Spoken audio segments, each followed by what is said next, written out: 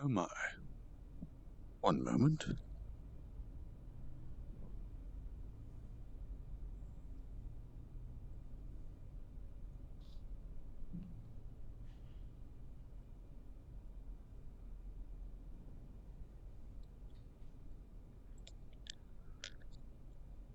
Ha. I did not realize that was how it worked.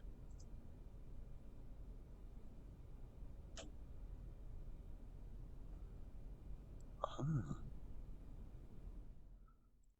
Am I too loud for any of you? Just gotta figure this out. All right.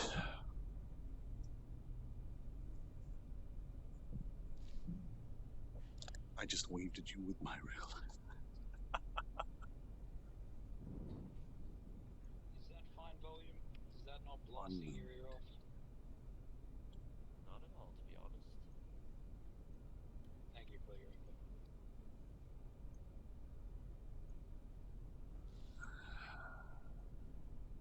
Where are we?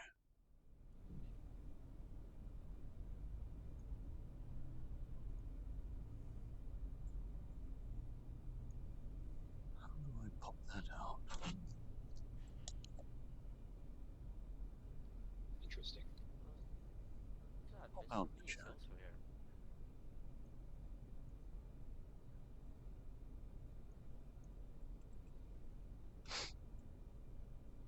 All right. Oh, it seems like people of multiple factions are going to be arriving here. Got the lowly squad already. Some members of the Hoppo army are going to be joining as well. Who knows? Hoppo might Excellent. join.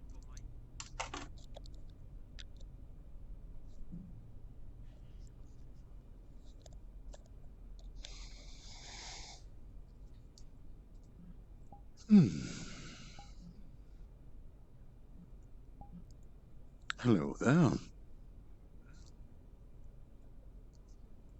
Wave hello to the stream.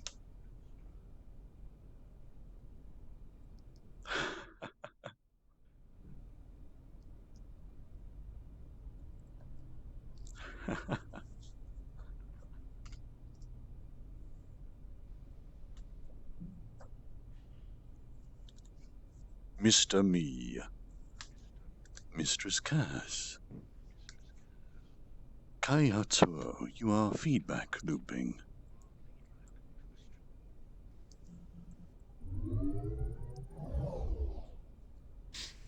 In some text, so be right back. Okay, seems like something is going on Twitter. More new interactions. What are these? Why isn't that working? Ah, that would be why.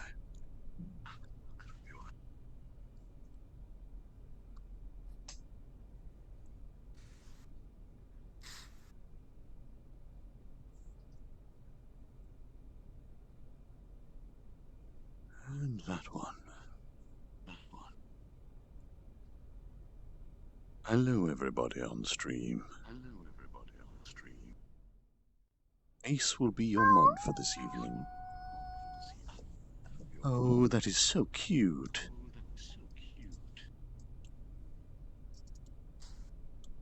Okay, seems like. Hey, new logical.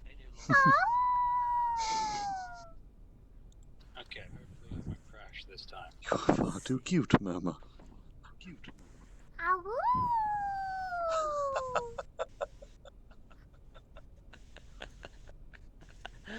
Oh man.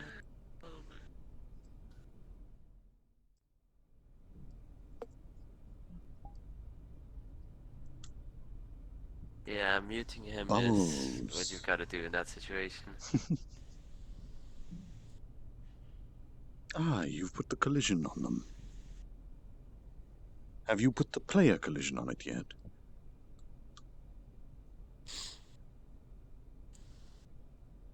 Ah, the player capsule collision, yes.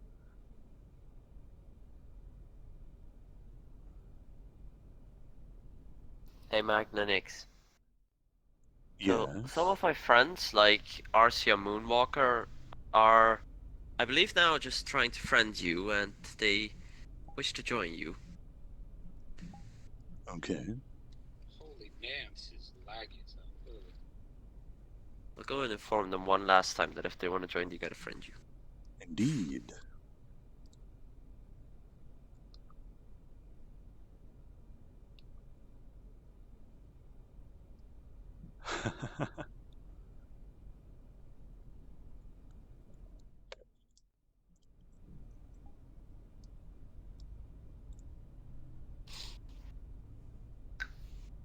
So many friends.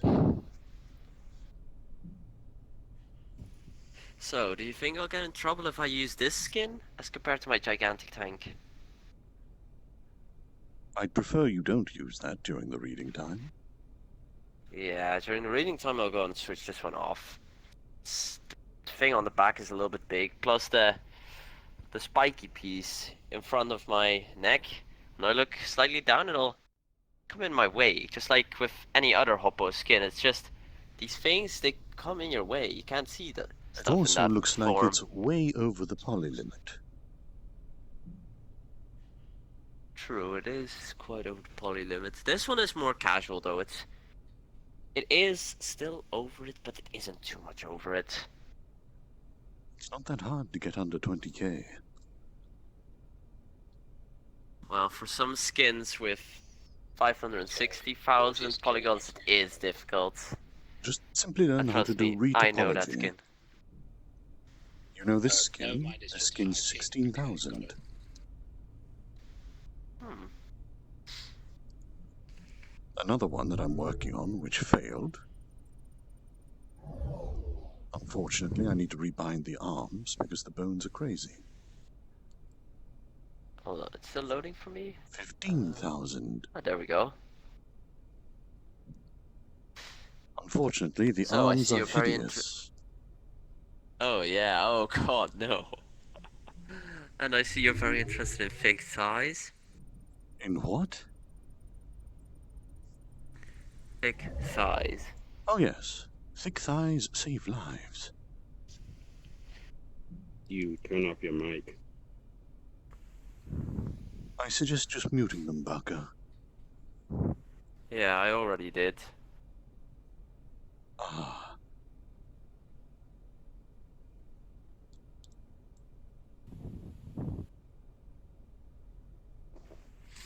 I guess there's one piece of this character left that I've got to do, and then I'll have a new skin in.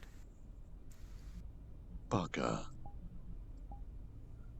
Were Shadow and or Leroy coming? I haven't heard anything. Yeah, from the- I've asked Shadow on Discord, but he hasn't yet answered since he's on idle. Sleeping then.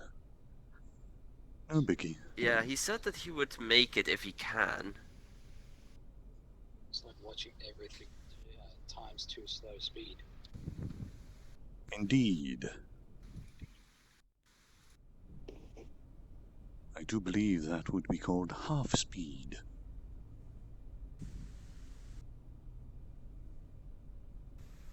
You know, let me tell you, with that voice, I really do wonder how you would not yet have a girlfriend if you don't.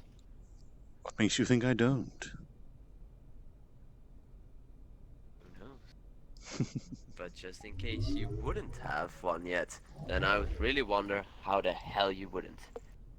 'Cause Jesus Christ, that's a good voice for that type of stuff. For that type of stuff? He's You mean for lewd? If necessary. Anyway, would you like to be mind fucked? No, thank you. Because this voice actually belongs to someone of the age of 15, nearly 16. Okay. If you listen to the others in my class, they sound like peep squeaks Oh, right, yes. as compared to me. It was the same for me.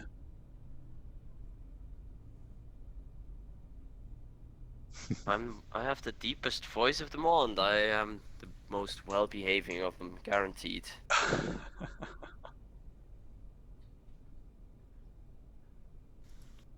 You seem to enjoy your giant blocky candy cane. Hello. Very much so. Oh god, I already did it. Why do I always I keep keep deleting punching this suit things. when I need it so badly? What did I hit? No wonder it Hello. betrays me so often. That was Mike-chan I just hit. Let's put her over there. Alright. I've been looking forward to this story time, like the cliffhanger last time.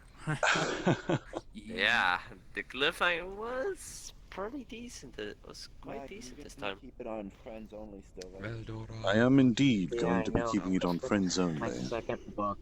Okay. Yes, Well, just because double people are checking. stupid. Hope you have a good read, Mag. I'll probably go to bed. Just drop by to say hello. Oh, hello. Sorry, I'm reading chat at the moment. It may not look like it, but I am. I still don't know how to do this streaming thing properly, honestly. Same here. I've only had one stream up until now. There's a hand coming through my head. To whom does it belong? Ah, Mistress Cass. Oh jeez. Fit quite a lot in that mouth.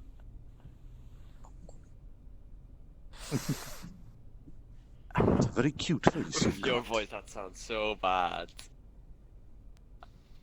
What is this? I hope you enjoy your pumpkin soup, Malhavoc. All right then. What is the time? I believe it is starting time. Jacoba, you made it! Why do you come up as not a friend for me? Same for me, too. Oh hey Jacoba. Just refresh your friends list and it should appear. Oh, seems like Sandra's here again. Like last time. Ryan is requesting an invite. Let us await him. And then I shall Yes, drop it the has to portal be that to the Burning Hall of Toast made it. Reading. God damn it, your avatars are cute, fucker. Think this one on Takayama. I guess I'll go and start Oh, my it's him stream that as I well found. around now. Hmm? If my app wants to work, that is. For some reason, my GeForce experience is restarting I up. got the coke thing being in front thing working. Hey, there's Ryan. GeForce experience. Oh, Oh does my. it perhaps need an update?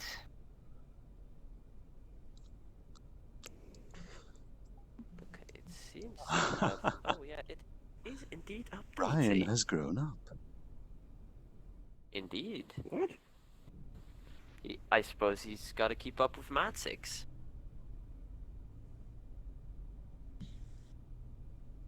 Could it not just be that Ryan wanted a change of pace? Indeed. I do love the new look. My particular favorite part is you now have accessible hair.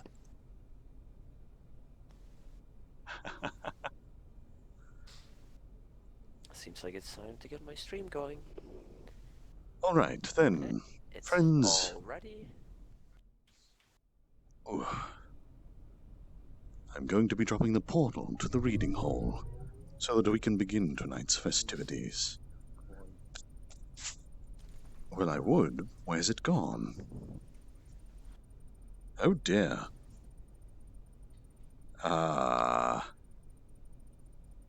Does anybody know where I put my reading hall? Maybe you left it in the refrigerator. I don't know if this is the right one. You have different versions of it or something? I have a few. Could you please move, Xantra? No, the actual icon for the reading hall is not showing up in my menu. I hope this is the right one. Xantra, could you please move? They need to finish the emote before they can move. Really? Oh dear. Well, I wonder. Okay.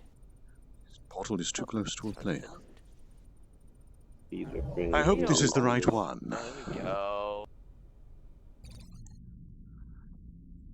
If it isn't, I'm going to need to re-upload the correct one. Although it could be that they've changed the menu to be alphabetized. That might be why I'm confused. Yes, that would make sense, actually.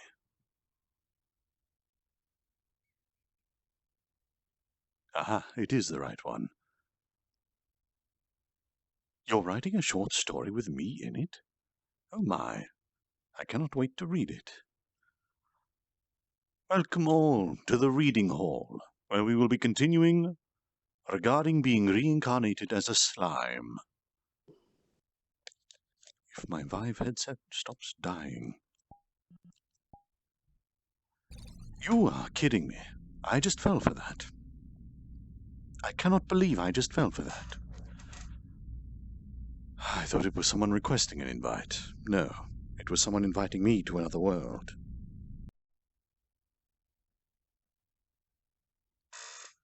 And it's the hub.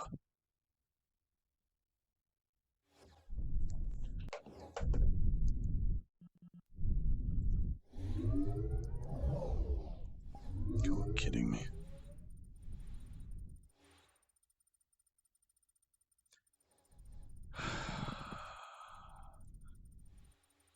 Too many people on this friends list.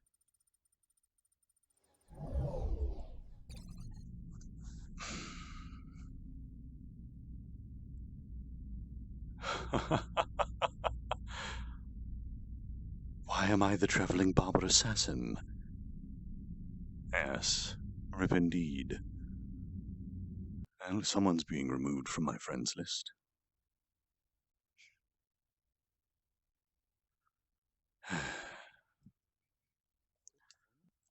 Let's try that again, shall we? Welcome to the reading hall. Blah, blah, blah. Here are the house rules.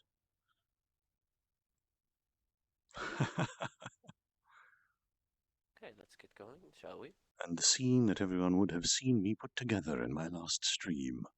Rimuru guiding the power of the sunlight into Megiddo flame. Yeah. With Jimmy, Yeah, the amazing. elastic soldier. Look at him. Mm. Great. With his gaping neck wound. Oh dear. Who is loading massive avatars in here? I'm going to be turning into my normal airfield teammate skin again, so I don't rape a little bit. There we go. Oh, what the hell are you doing, Fiji? Why are you up there? Oh, where? Oh, it's these Does models. this look like a book from That's pretty afar?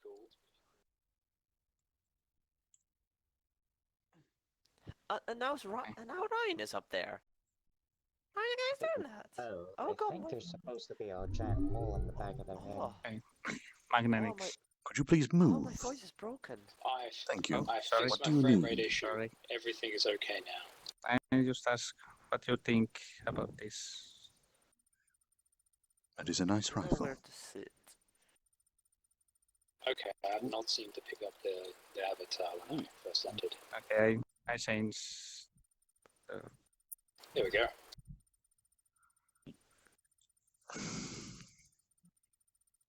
Oh, hey, Troy, you managed to make it as well.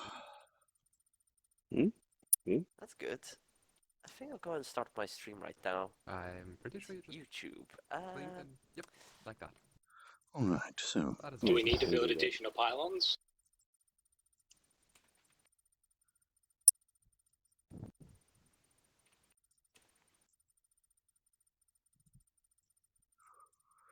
Time to clean up this request queue. Streaming VRChat. Hey, what chapter are we on? Seems 74. like the streaming has already started. Thank you. You're welcome. Now, let's find that rude individual. I'm going to be growing myself some water because my throat is absolutely destroyed right now. Get some honey water, mate. There they are. That'll do you right quick. Aye. Did someone betray the sacred trust? Would you like me to help keep watch over anyone who may disrupt? Oh, certainly, if you would like to Something- moderate. Do you have the avatar from Shadow? Nope, it's in his world and he is nowhere to be found. You can still connect to his world directly, but you don't necessarily need to. Yes. You merely need to put the link that he pasted in the chat into your web browser. It will restart your VRChat, though. Oh, that thing. You know, the loading world, you mean? Yes. Ah, that. Let's see. You don't necessarily need to do that, though. All right.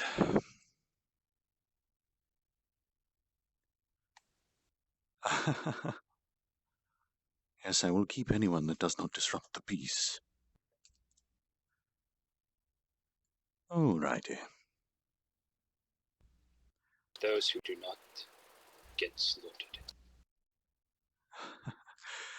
Excellent. Then shall we begin, friends?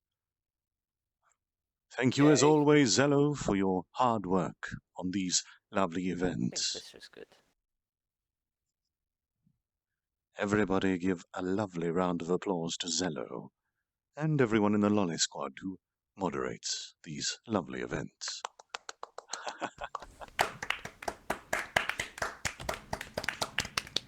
You are appreciated and loved. It is good that it hasn't been as rowdy as recent weeks, but I appreciate that you do the job anyway. Alrighty then. Finally fix my frame rate so I don't get choppy stuff. Let us begin with what happened last time. A brief recap for those who were, and who have forgotten. Who weren't here, sorry.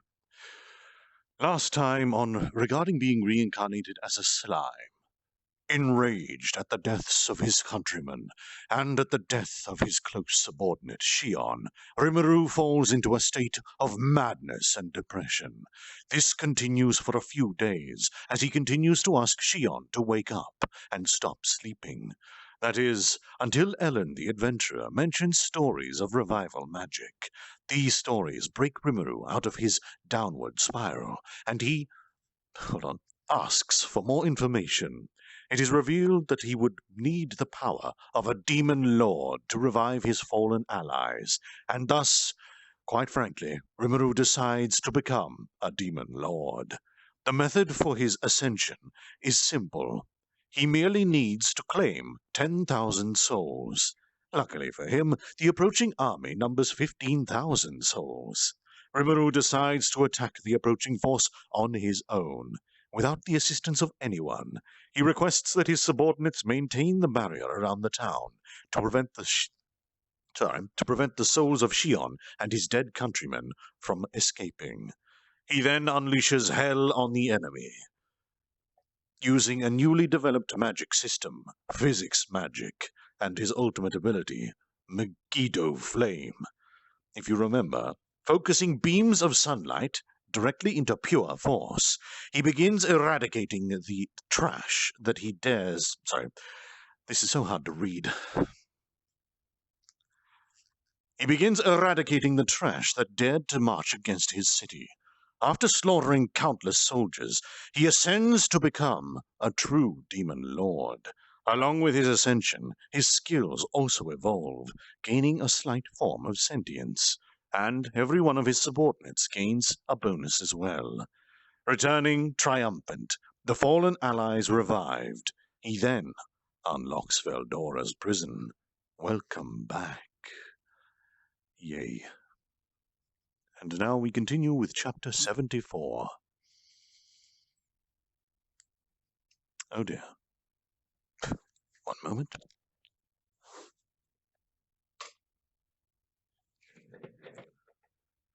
It appears the window is not obtaining focus.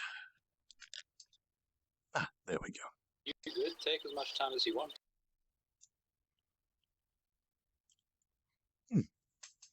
Much better. My stream is bugged. All right. I will apologize to anyone who is speaking to me in chat. I can no longer see you. Unfortunately, OVRDrop does not have... Well, maybe it does, but I've not been able to figure out how to have multiple windows open. Just one application. Alrighty then. Chapter 74. Veldora. The moment I ordered Wisdom King Raphael to release Veldora, I felt an energy storm rage within me. I felt a soul of overwhelming power be released. I am reborn! Don't you sound weird? I wanted to retort, but abstained, and, Yo! It's been a while. How have you been? Oh, sorry, wrong voice. Yo, it's been a while. How have you been? I offer a light greeting. What's with that? I'm back in such a lousy greeting. But that was quicker than expected. I had thought it'd be a while longer. Nope. Infinite Prison did take a while, though. Had my Great Sage skill not evolved, I'd take another 100 years. Well, my unique skill Investigator has also been analyzing the prison. Sadly, as it was sealed inside, I couldn't send Great Sage the reports. How absurdly strong it was. Infinite Prison. As expected of a hero. By the way, what's with the skills evolving? Veldora asked, and I began the explanation. My transformation into a demon lord made my unique skills evolve into ultimate skills. Great Sage had become Raphael, and its analytical abilities greatly increased. Ho ho ho! So that's how it was. Oh, and you became a demon lord in less than a year? Unlike those fakes, awakened demon lords are really strong, you know. Well, who would have known? Could I be a genius? I was the strongest slime around since birth, though. Jeez, that much is a given, no? Are you an idiot, doing such absurd things? Indeed, I have felt you drawing out absurd amounts of magical power once in a while, and then going around naming people left and right. You do know that whenever you didn't have enough energy, it came from me, right? What a ridiculous guy. I thought that by having my... Oh, wrong, I changed the page, my bad. I thought that by having my energy taken by you would extend the imprisonment, but who would have thought you'd shorten it by evolving? Very unexpected, I must say. So the reason I was fine naming everyone was because of Veldora? Never once did I think that the risk-free evolution I was witnessing was strange. I guess I can't be naming people as recklessly anymore. I see. Now I understand why the Demon Lords don't just quickly increase the number of their followers. Well, this late in the game, let's just say that everything went according to plan. All according to Keikaku. Yeah, I planned this all, though. A blatant lie. By the way, did a gift reach you? The Demon Lord Evolution mentioned something about gifts given to everyone I was linked to. He made an incredulous face, and thinking for a second, Oh, so that's the skill evolution. My unique skill, Investigator, evolved into the ultimate skill, Investigation King Faust. Recognizing my inquisitive spirit, I was granted the path to the ultimate truth. He is very excited. Just as he looks, he's quite an airhead, I guess.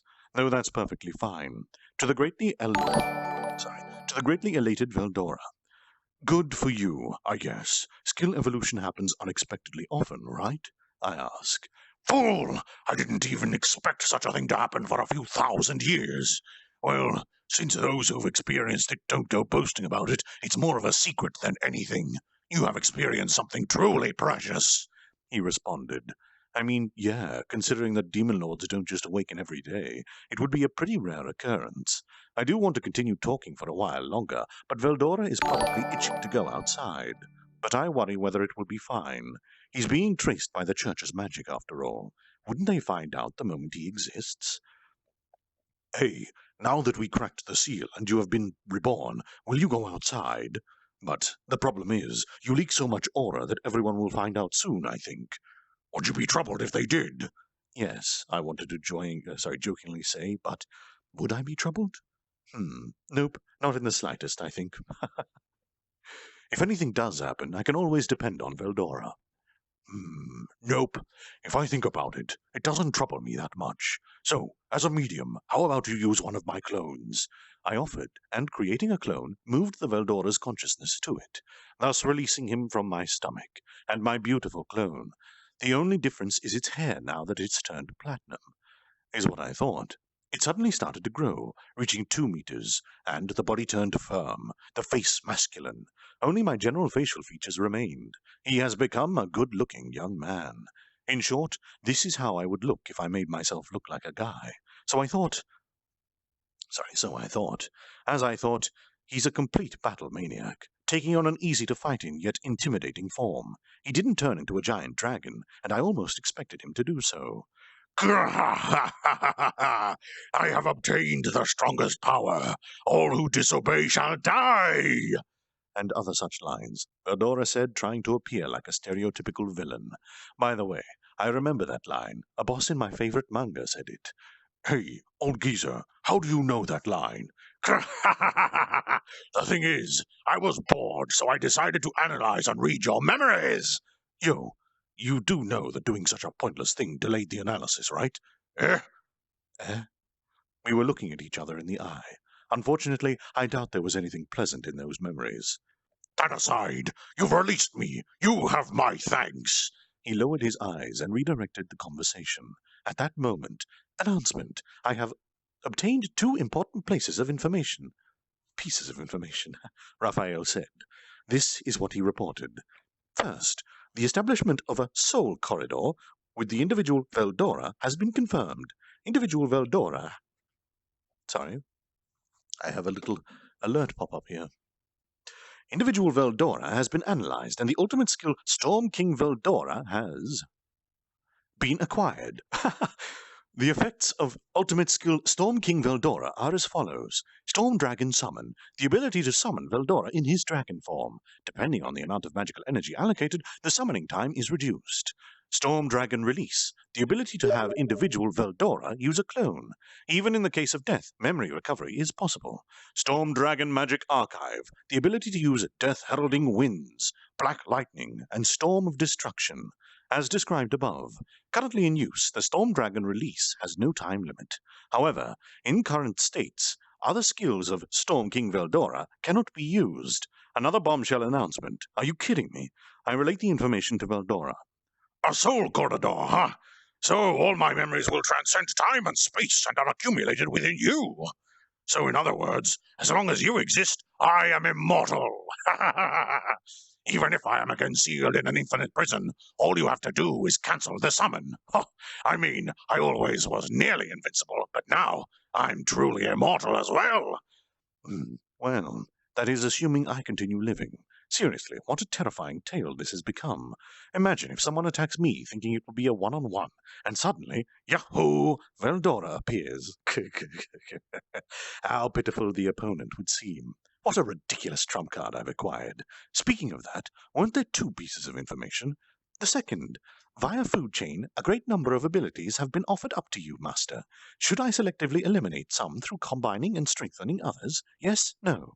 Not that I'll have the time to use them. I mean, surely there are some who have spent years researching these skills. I won't be able to use them right away anyways, so that should be fine. I thought such and selected yes. Skills combination has begun and quickly ended. Announcement. Unique skill Endless Prison has been used as a base during fusion. Success. Unique skill Endless Prison has evolved into ultimate skill Covenant King Uriel. What? So I had acquired a unique skill Endless Prison as well. That was an important announcement, but Raphael-san is completely unfazed. Covenant, in other words, loyalty. Perhaps this is the crystallized form of my believer's loyalty. A skill created by combining every that I had acquired. The ultimate skill, Covenant King Uriel, huh? I check my skill after acquiring it. I feel an overwhelming sense of safety. Perhaps that is the proof of my bonds with my comrades. Wait a second. Does this mean that I have acquired 4 ultimate skills? Now, isn't it fine for me to be proud of my abilities? No. Let's not get negligent. Pitiful are the days of a proud fool, they say. As someone who calls himself a demon lord, I can't let my guard down. Right. Whenever I get carried away, I lose. This is the time for utmost prudence. Anyways, let's check its abilities. Solution. Ultimate skill Covenant King Uriel has the following abilities. Spatial Domination. The ability to manipulate space to shift to a recognized coordinate. Movement ability. Defense Barrier. The ability to create a multi-layered defense and distort space in order to create absolute defense. Infinite Prison. The ability to completely seal the target with the ultimate seal. Secluded Space. The ability to control heat by manipulating inertia. It is now possible to release and absorb heat at will. That is all.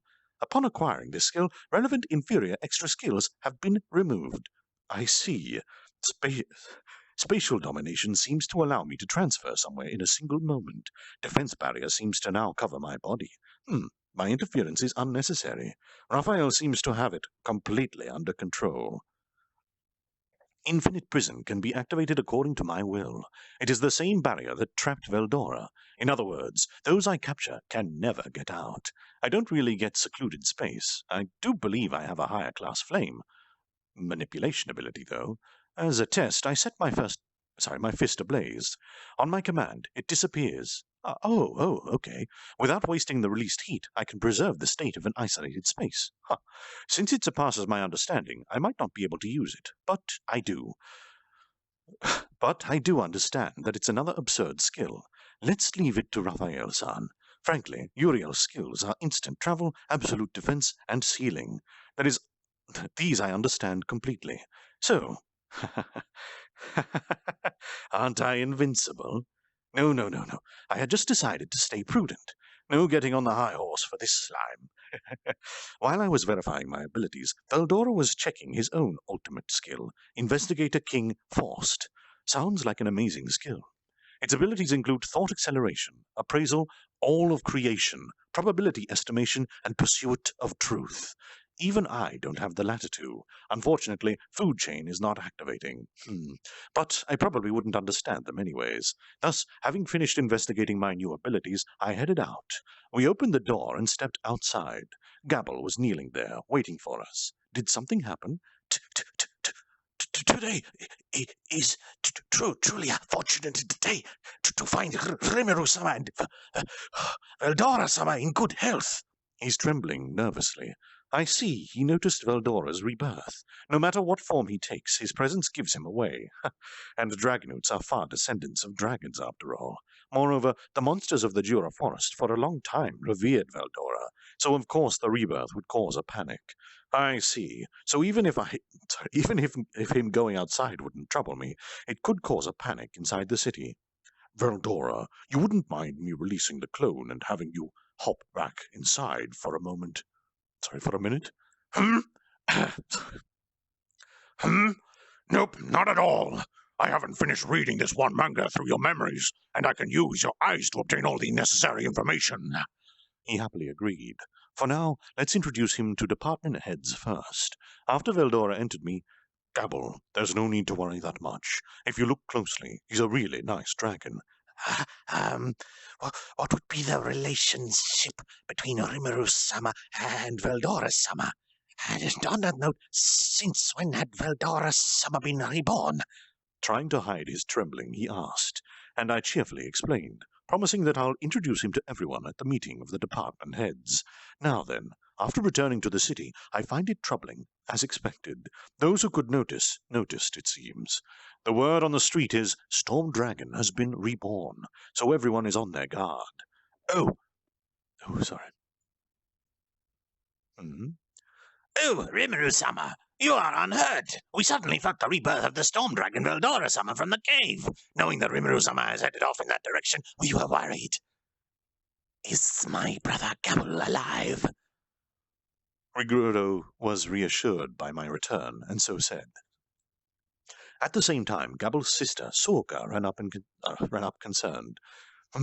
Oh, no problems. Rigurdo, how are the preparations for the meeting? Aye, proceeding without delay. More importantly, it seems that Veldora-sama's presence is approaching here. Word does get around fast. This is a good opportunity to introduce him to everyone. Letting everyone know, we decided to hold a great conference. Well, we'll also have Yomu, Elend, and the other humans attend too. We need to decide our next steps, after all. Sorka, Gabble will be there, and you must participate too. Let Zoe know to go gather every member. I live to serve, she exclaimed and ran off. At a speed at which Rigurdo could not follow, she ran off to deliver Zoe the message. If I leave it to them, they should gather everyone quickly. While that was being done, I had Rigurdo explain the department head's abilities. First, Benimaru. Name, Benimaru. Race, Fair Oni. Blessing, Tempest Crest. Title, Oni King. Rank, A rank. Experience points, 213,000. Magic, none. Skills, unique skill, Generalissimo. thought acceleration, thought domination. Let's see. Do you want me to read out all of their stats, or should I skip over them? Read, maybe. All right. Read 'em, read 'em. Thought domination, prediction, extra skill, fire manipulation, black lightning, multiple barriers, spatial travel, daily skills, magic perception, heat detection, majesty, Herculean strength, battle skill, fire transformation, resistances, physical attack nullification, pain nullification, status change nullification, spirit attack resistance, holy magic attack resistance, natural effect resistance. In short, absurd. He's Tempest's commander-in-chief. Next is Shuna. Name Shuna. Race, fair Oni. Blessing, Tempest Crest. Title, Onihime. Rank, A rank. Magic, Nature Archive. Element Archive. Curse Archive. Skills, Unique Skill Analyst. Thought Acceleration. Appraisal. Incantation. Voided. Unique Skill, Creator, Material Conversion, Fusion, and Separation. Extra Skill, Multiple Barrier, Spatial Travel. Daily Skills, Magic Perception, Majesty. Resistances, Status Change Nullification, Spirit Attack Resistances. Shuna also exceeds the A rank, though she's not specialized for combat. As for Hakuro, name Hakuro, race Fair Oni, blessing Tempest Crest, title Sword Saint, rank A rank. Magic, Fighting Spirit. Skills, Unique Skill, Martial Artist. Thought Acceleration, Supreme Acceleration, Future Prediction. Extra Skill, Sage X. Multiple Barriers, Spatial Travel. Daily Skills, Magic Perception, Majesty. Herculean Strength. Resistances, Status Change Resistance, Spirit Attack Resistance. As expected, Sword Saint, huh? Fits him too well. Though that's what we all tend to call him. As for Kurobi, added on to his unique skill Researcher is the unique skill Godly Craftsman. He really is fully dedicated to the smithy. Need to move this so I can read it. As for Soe, name Soe, race Fair Oni, blessing Tempest Crest, title Yami, translated to darkness, rank A rank, magic none, skills unique skill Assassin, Thought Acceleration, One-Hit Kill, Supreme Acceleration. Extra Skill, Multiple Barriers, Spatial Travel. Daily Skill, Magic Perception. Fear, Majesty. Battle Skills, Poison, Paralysis, Corrosive Breath. Clone, Web Manipulation. Resistances, Pain Nullification, Status Change Nullification, Physical and Spiritual Attack Resistance, Holy Magic Attack Resistance, Natural Effects Resistance. He, too, specialized in combat. Oh, and One-Hit Kill is not a physical attack. It targets the spirit body directly. So if they aren't guarding their soul, it can't be protected against. What a dangerous man he has become. Now the problem child, Shion. Name Shion, race, Evil Oni. Blessing, Tempest Crest. Title, The Immortal. Rank, A rank. Magic, none. Skills, Unique Skill, Cook. Decision Result, Optimal Choice. Extra Skill, Sage Extraordinary. Multiple Barriers, Spatial Travel. Regeneration Extraordinary. Perfect Memory. Daily Skill, Magic Perception. Fear, War Goddess. Battle Skill, Demon Transformation. Resistances, Pain Nullification, Status Nullification, Physical and Spatial Attack Nullification, Holy Magic Resistance, Neutral Effect Resistance. After hearing Rigodo's report, I went to check myself, but she truly surpasses Benimaru's fighting potential. What a terrifying girl. And hey, what's with that demon transformation? She's a quasi-demon lord now. I wouldn't be surprised if she were Demon Lord race by now, too.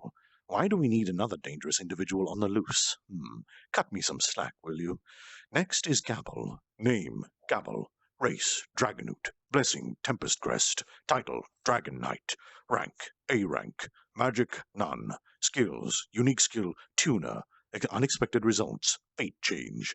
Extra Skill, Sage. Multiple Barriers, Spatial Travel. Daily Skill, Magic Perception. Heat Detection. Super Olfaction. Majesty. Battle Skill, Dragon Knight Transformation, Flame Breath, Thunder Breath. Resistances, Pain Nullification, Status Change Nullification, Physical and Spiritual Attack Resistance, Holy Magic Attack Resistance, Natural Effect Resistance. I don't know what this means. I do know that tuner means, but what kind of ability is it? Sorry, I do know what tuner means. Probably it might be a mysterious skill that activates when an attack doesn't land, or to change the worst outcome into a fortunate one, or something like that. Is this guy's life a joke or something? As expected of Gabble, don't expect anything, and he won't betray your expectations. He also possesses many resistances, so he's unexpectedly strong. Probably. Next, in charge of defense is Gerudo. Name, Gerudo. Race, High Orc. Blessing, Tempest Crest. Title, Orc King. Rank, A rank. Magic, none. Skills, unique skill, Guardian. Grant protection. Substitution, Iron Will. Iron Wall. Unique skill, Gourmet. Predation, Stomach. Supply, Demand. Extra skill, Sage. Multiple barriers. Spatial travel. Daily skill, Magic Perception. Super Olfaction. Majesty. Herculean Strength. Battle skill, Poison, Paralysis, Corrosive Breath. Full body armor change. Thought Manipulation. Resistances, Pain Nullification. Status Change Nullification. Physical and Spiritual, Holy, and Natural Effect Resistances. Very reliable. He can redirect damage to himself, thus protecting the army using his own defenses. I can expect much from him as a division general. How many he can activate it on, however, is currently unknown. Last up, our newest addition, Diablo. Since he didn't feel like telling Ricardo, I went to ask myself. I called him and he appeared. Name, Diablo. Race, Demon. Blessing, Tempest Crest. Title, Demon Lord. Rank, A+ rank. Magic, Magic Energy Manipulation Archive. High Demon Summoning. Skills, unique skill, Great Wise Man. Really? Oh. Thought Acceleration, Thought Domination. Incantation Void. Unique skill, Enchanter. Fascination, Seduction. Extra skill, Multiple Barriers, Spatial Travel. Daily skill, Magic Perception. Demon Lord's Ambition. Battle skill, Law Manipulation. Resistances, Physical Attack, Natural Effect Nullifications, and Status Change Nullification. Spirit Attack, Holy Magic. Attack resistances. What a pleasant guy. He's become ridiculously strong. He can easily become a demon lord already, no question about it. After Veldora and I, he's the next strongest guy in the city. Letting him know to participate in the conference, I head to the large meeting room. It will be an important meeting that will decide the fate of Tempest, to aim to create a world where human and monsters can live together peacefully. Oh, that was a lot of reading at the end there. That's the end of that chapter. I believe a few people...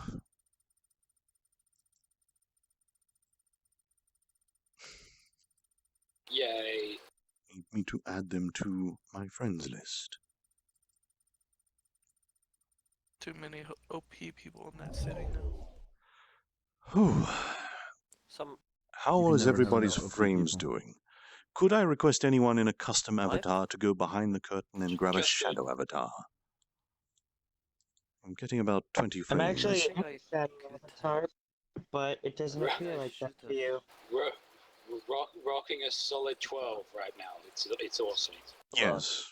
The skin is below the poly count, so It's not so much below the poly count that matters. It's the amount of draw calls that you're pulling in. Have you got more than one material applied to that? Have you got more than one I believe mesh? this one only had. Could you just change This for me one instead? only has It's two a lot easier. materials, being in the eyes and in the body itself. Good job as I believe always, that's Mag. the only two. Thank you. I received a message that I'm going Plus, to... with everyone in shadow, it's one draw call, and then the computer pretty much just copy-pasted everywhere. Yeah, it's best to just change. Yeah, 2 is more than 1, so just swap.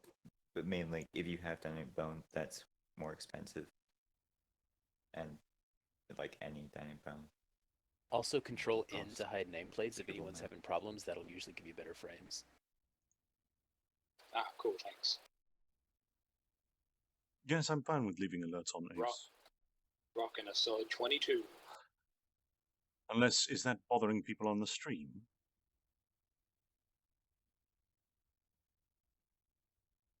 Alright, that's fine. I'm going to quickly grab a drink, everybody. Give me but a moment. Take your time, we want to hear these stories. You gotta be in I'll tip-top go and shape. grab one as well. My I'm throat gonna fix hurts. my audio bug then. I'm just gonna continue playing Professor Layton. I'll get something to eat later.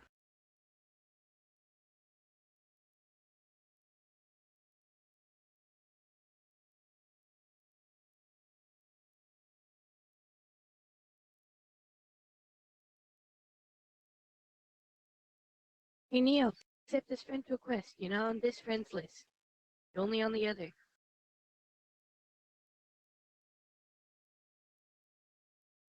I don't see it. Well, it shows that you're a friend of me. I just sent it. I don't know. Friend request bug. Yeah. And hey, I finally got to see Mr. Me. Hi! Hi. It's Mr. Me in a tinier version. That And bed the looks colors comfortable. aren't quite like that. Oh yeah. Those colors are a bit shinier. Every time I hear your voice, you still remind me of Gur.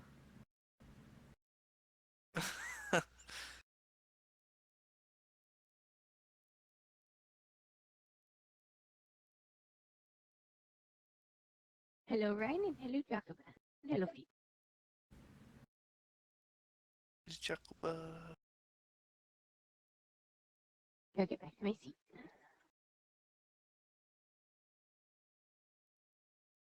Magnanix, it's your mic on. I'll just go and It's definitely not. Hey, still getting a drink. Yeah. He is definitely muted while he is getting a drink. But then you gotta remember, he's still streaming as well. Yep. I'd like a drink, but I don't have anything to drink. Water. Does anyone It's always know good. what he is I'd like to reading? get breakfast. All right. Storytime's going on. I Reincarnated as a apologize. slime. I had to also plug my No controllers worries, man. in Usual tip-top shit. because they're running flat. You're good. So let's do this So an long as interesting Storytime way. continues. Time to read with a mouse on my lap.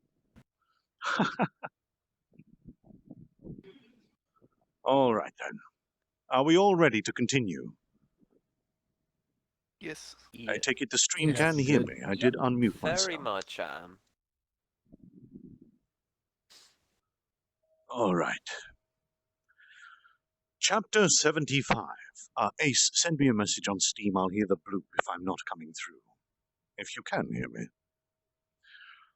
Every member of every department assembled in the large meeting hall. As for Ranger, I had forgotten that he was sleeping within my shadow. He's in sleep mode, conscious but unable to move. I couldn't measure his abilities, but it is clear that he's undergoing some kind of evolution. Well, he'll probably come running out if I wind up in some perilous situation. I did hear a bloop from Steam then. Okay, thank you. Bother. I should have charged my controllers today when I was working on my avatar. He's rather uninterested in the conference, but is nonetheless listening. I guess it's time to begin. The moment I thought to declare that the meeting has begun. I apologize for the intrusion in the middle of the meeting. Sorry, hold on. Oh, okay. It's a soldier. I apologize for the intrusion in the middle of the meeting. Ladies and gentlemen, a guest has arrived, here on an urgent matter, and requires immediate audience with you. A soldier on the lookout ran in, and so reported. Regarding was about to reprimand the soldier, but Kaijin calmed him down. We haven't begun yet, so it's fine. However, it is troubling that people can so easily enter here. Regarding, we need to look into this later. I am truly sorry and ashamed for myself. Nah, we just got the idea and everyone's working hard as is, I replied, comforting him. In fact, even if we find something lacking, we only need to improve for later. So it's probably best to think of the long-term benefits. I had that guest escorted here. Oh, hold on. It's been a long time, River O'Donnell. We have come to aid you during your time of need. We hope it is not too late. With these words, the Brumman Kingdom's Freedom Association... God damn it, that's the wrong voice. The Brumman Kingdom's Freedom Association Guildmaster Fuse came in, fully armed, prepared for battle. If I think about it, it's been, 10 days since we had the last 50 adventurers and merchants go? Since we had let? Wow. and we had them deliver the information and request assistance. I think. I am truly grateful, but are they okay associating with us? I apologize for disturbing you during your busy war preparations. God damn it. I wish it would say who was speaking. I apologize for disturbing you during your busy war preparations. However, we found your defenses lacking. The Farmers' Kingdom's main force has... Oh, bother. Sorry. Using a mouse is quite difficult. Main force has yet to arrive yet, right? According to our intel, a total of 15,000 troops are coming. Though it may improve your morale, I hardly see this as the right time to be merry. Though we may lack in ability, we will support you to the best of our abilities. Clearly prepared to die, he delivered this heated address. Yup, it's really hard to tell him that the war's already over. And continuing, this is a good city. Carefully built houses decorate your well-planned streets. The paved roads wouldn't lose to even the royal capital. I was surprised. Hardly would I want to turn it into a battlefield. I suggest we launch a surprise attack to quickly destroy the enemy's head. We have heard the church backs the enemy, so we have brought over 50 B-ranked adventurers and above. The country cannot openly support you. I hope you do understand this. But the 50 of us will cut deep into the enemy ranks and slaughter... The department members are staring blankly at Fuse, who is continuing the passionate speech. To us, it's all, well, been there, done that type of thing. But I had expected Brummond to abandon us, to think they really sent reinforcements after all. Though we do have an agreement with them, surely there was a way out. This makes me kind of happy. But that being so, yeah, I appreciate your sentiment, but it's already over. Over? What do you mean? How should I say this? In other words, well, in a few words, I annihilated them all. Although he was speechless, his face was clearly saying, huh? Yomu came up to pat him on the shoulder, and Cabal was saying something to comfort him. Ellen and Guido were saying things like, unbelievable, right? Well, I guess it is. I mean, not even 2 weeks have passed since they declared war. They were probably expecting the army to take a week to reach here. Us to buy 2 or 3 days fighting in the fields, and if worse came to worse, hole up in the fort. So when they arrived and saw us carefree, they seemed to have convinced themselves that the army was running late, though we were so merry that they did suspect that something was off. Anyways, thanks to Ellen and Cabal's explanation, they seemed to have understood the situation. So we had our soldiers escort the 50 men waiting outside to the inn to relax. Since it came to this, I might as well have Fuse participate in the conference as well. Though he can't be representative of Brumman Kingdom's official positions, he can at least offer a human opinion. Now then, let's begin the conference, I wanted to say, but... Would you have a moment? Bester asked, raising his hand. Did something happen? What, is there a problem? I asked. Yes, the thing is, we finished developing the magic item long-distance communication ball. It is now possible to converse while seeing the other party. A wonderful invention, but why bring it up now? I thought, but when I reported the event to the Dwarf King, he told me that he had some things he wanted to say. So, since we're all gathered here, I kind of figured this might be a good time, yeah? I see. If that's it, I don't see a problem. Bester, I don't mind, but shouldn't the conversation be held in secrecy? We have Yomu and the association chief over here, so is it fine? If it's a private conversation, shouldn't we hold it later? Ah, not at all. The Dwarf King also wishes to mention some things regarding future international relations. When I told him about today's conference, he said that he'll assemble his ministers as well. So they are currently waiting over there? Yes, that is how it is. Oh, hold on. Ah, goddamn. Using the mouse is so much more difficult. Okay. I see. We never did announce the establishment of diplomatic relations with the Dwarf Kingdom. The 2 contracts that we have are Non-Aggression Treaty and Technological Cooperation Treaty, though those would be meaningless if our country ceases to exist. However, we now have the advantage. I believe that the previous events are of a magnitude that they cannot ignore. If anything, we prove to be a country that can destroy an army of 15,000 men. Will they officially declare diplomatic relations between us, or perhaps seek to destroy us as humanity's enemy? Bester, I have to ask, did you tell him that I have become a demon lord? Yes, I told him everything. As expected. He should have only confirmed it this morning, so for him to so quickly assemble the ministers only evinces how gravely he views the situation. Well, if you were told that Demon Lord class monsters created a city and evolved into a true Demon Lord, surely you'd sweat a bit. He would learn of this sooner or later, though, so this might be a good chance. So at this point, continuing the conversation as is will probably not cause any further problems. I mean, while planning our next steps, I did want to hear his opinion after all. Got it. Then bring the communication equipment and set it up. We'll wait for you and prepare for the emergency council, I declared. This is a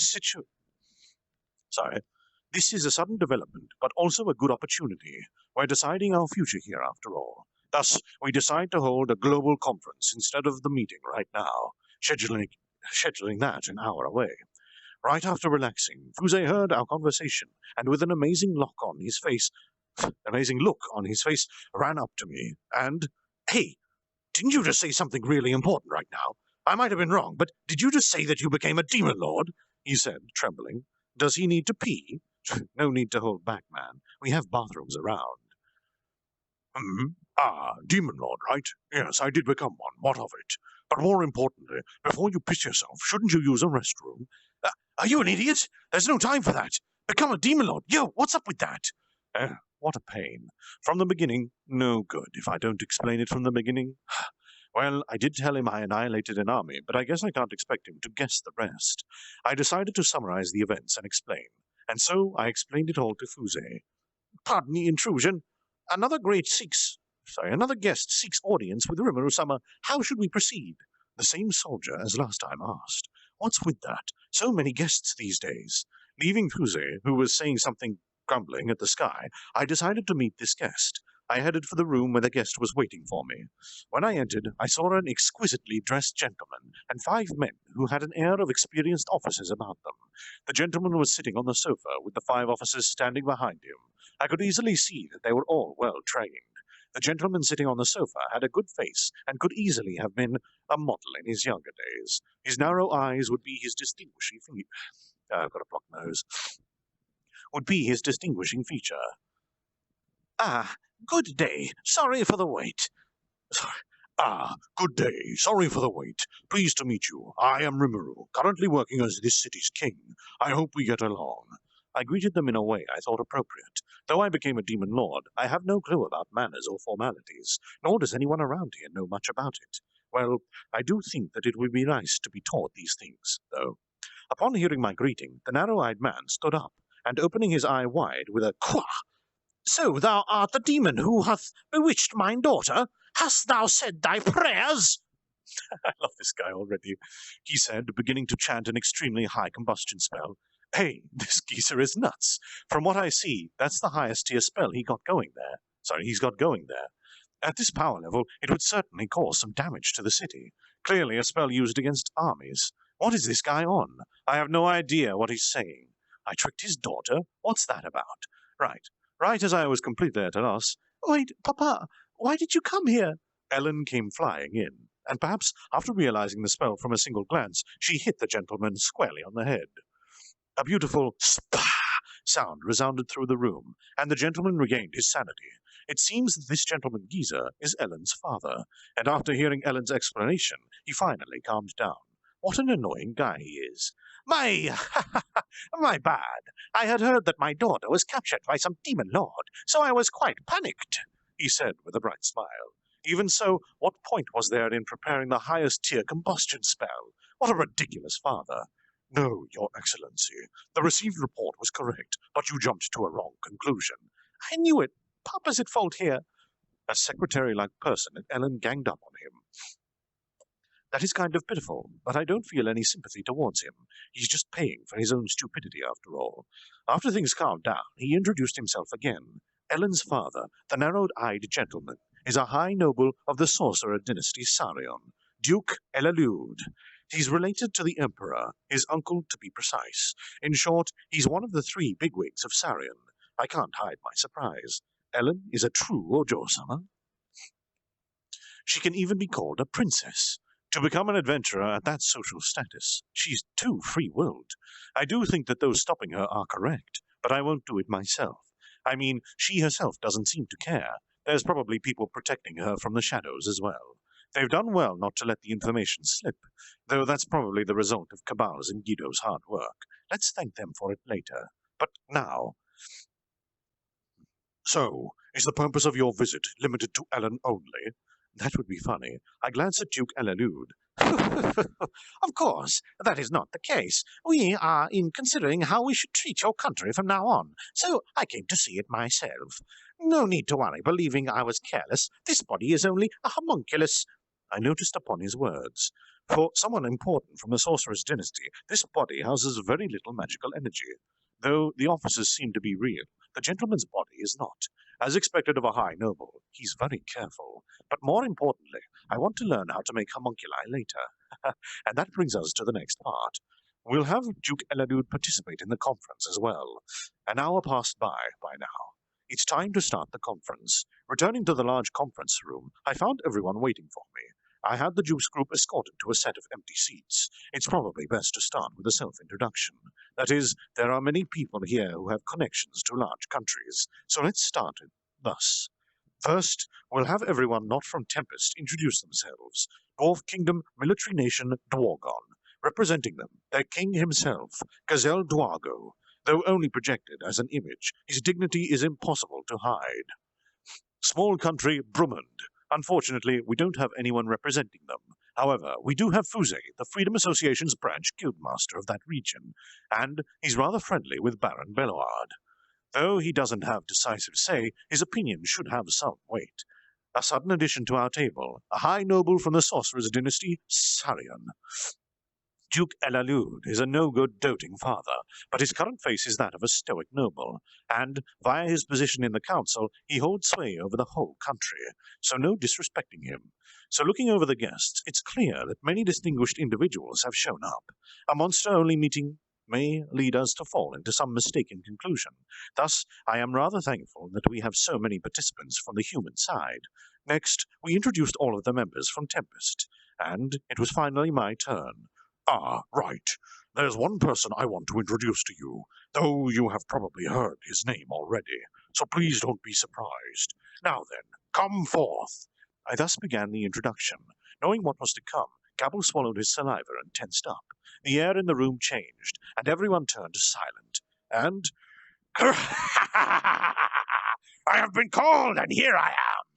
I called Veldora out via Storm Dragon release. Using my clone as a base, he appeared as a beautiful young man, giving everyone a sidelong glance. This is my best friend, Veldora. Please be kind to him. I introduced him. Veldora's the name, though I'm called Storm Dragon. Pleased to meet you. Veldora greeted everyone. Dead silence enveloped the room. No one moved. And with a flop, Thuze and Ellen fainted, screaming, "Ah!" Regarding's group and the hobgoblins fell prostrate before him. It all turned very chaotic. Of course, the conference was temporarily suspended for a break. We hadn't started yet, had we?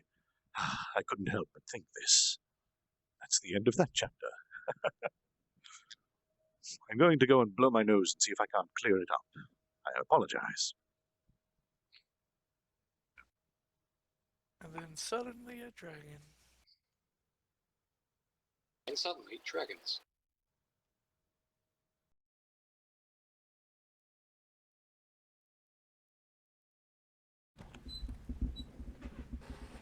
Yeah, they are baby dragons.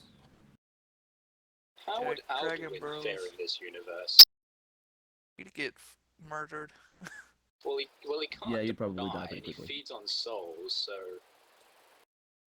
He could be easily be a dragon or a demon lord.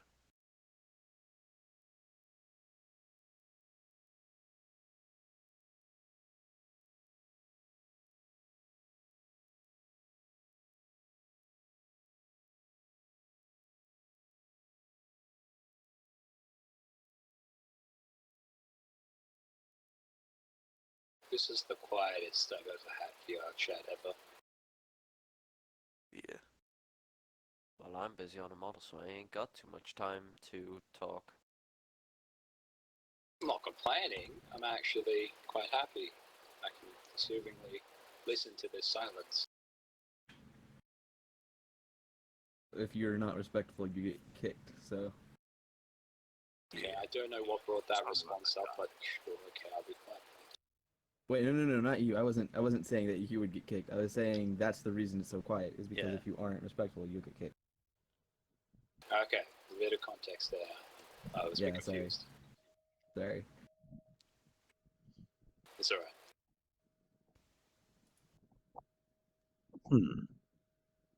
Nope. Looks like they'll be staying there for a bit longer. Well, let's... Oh dear. I don't know what I'm doing anymore.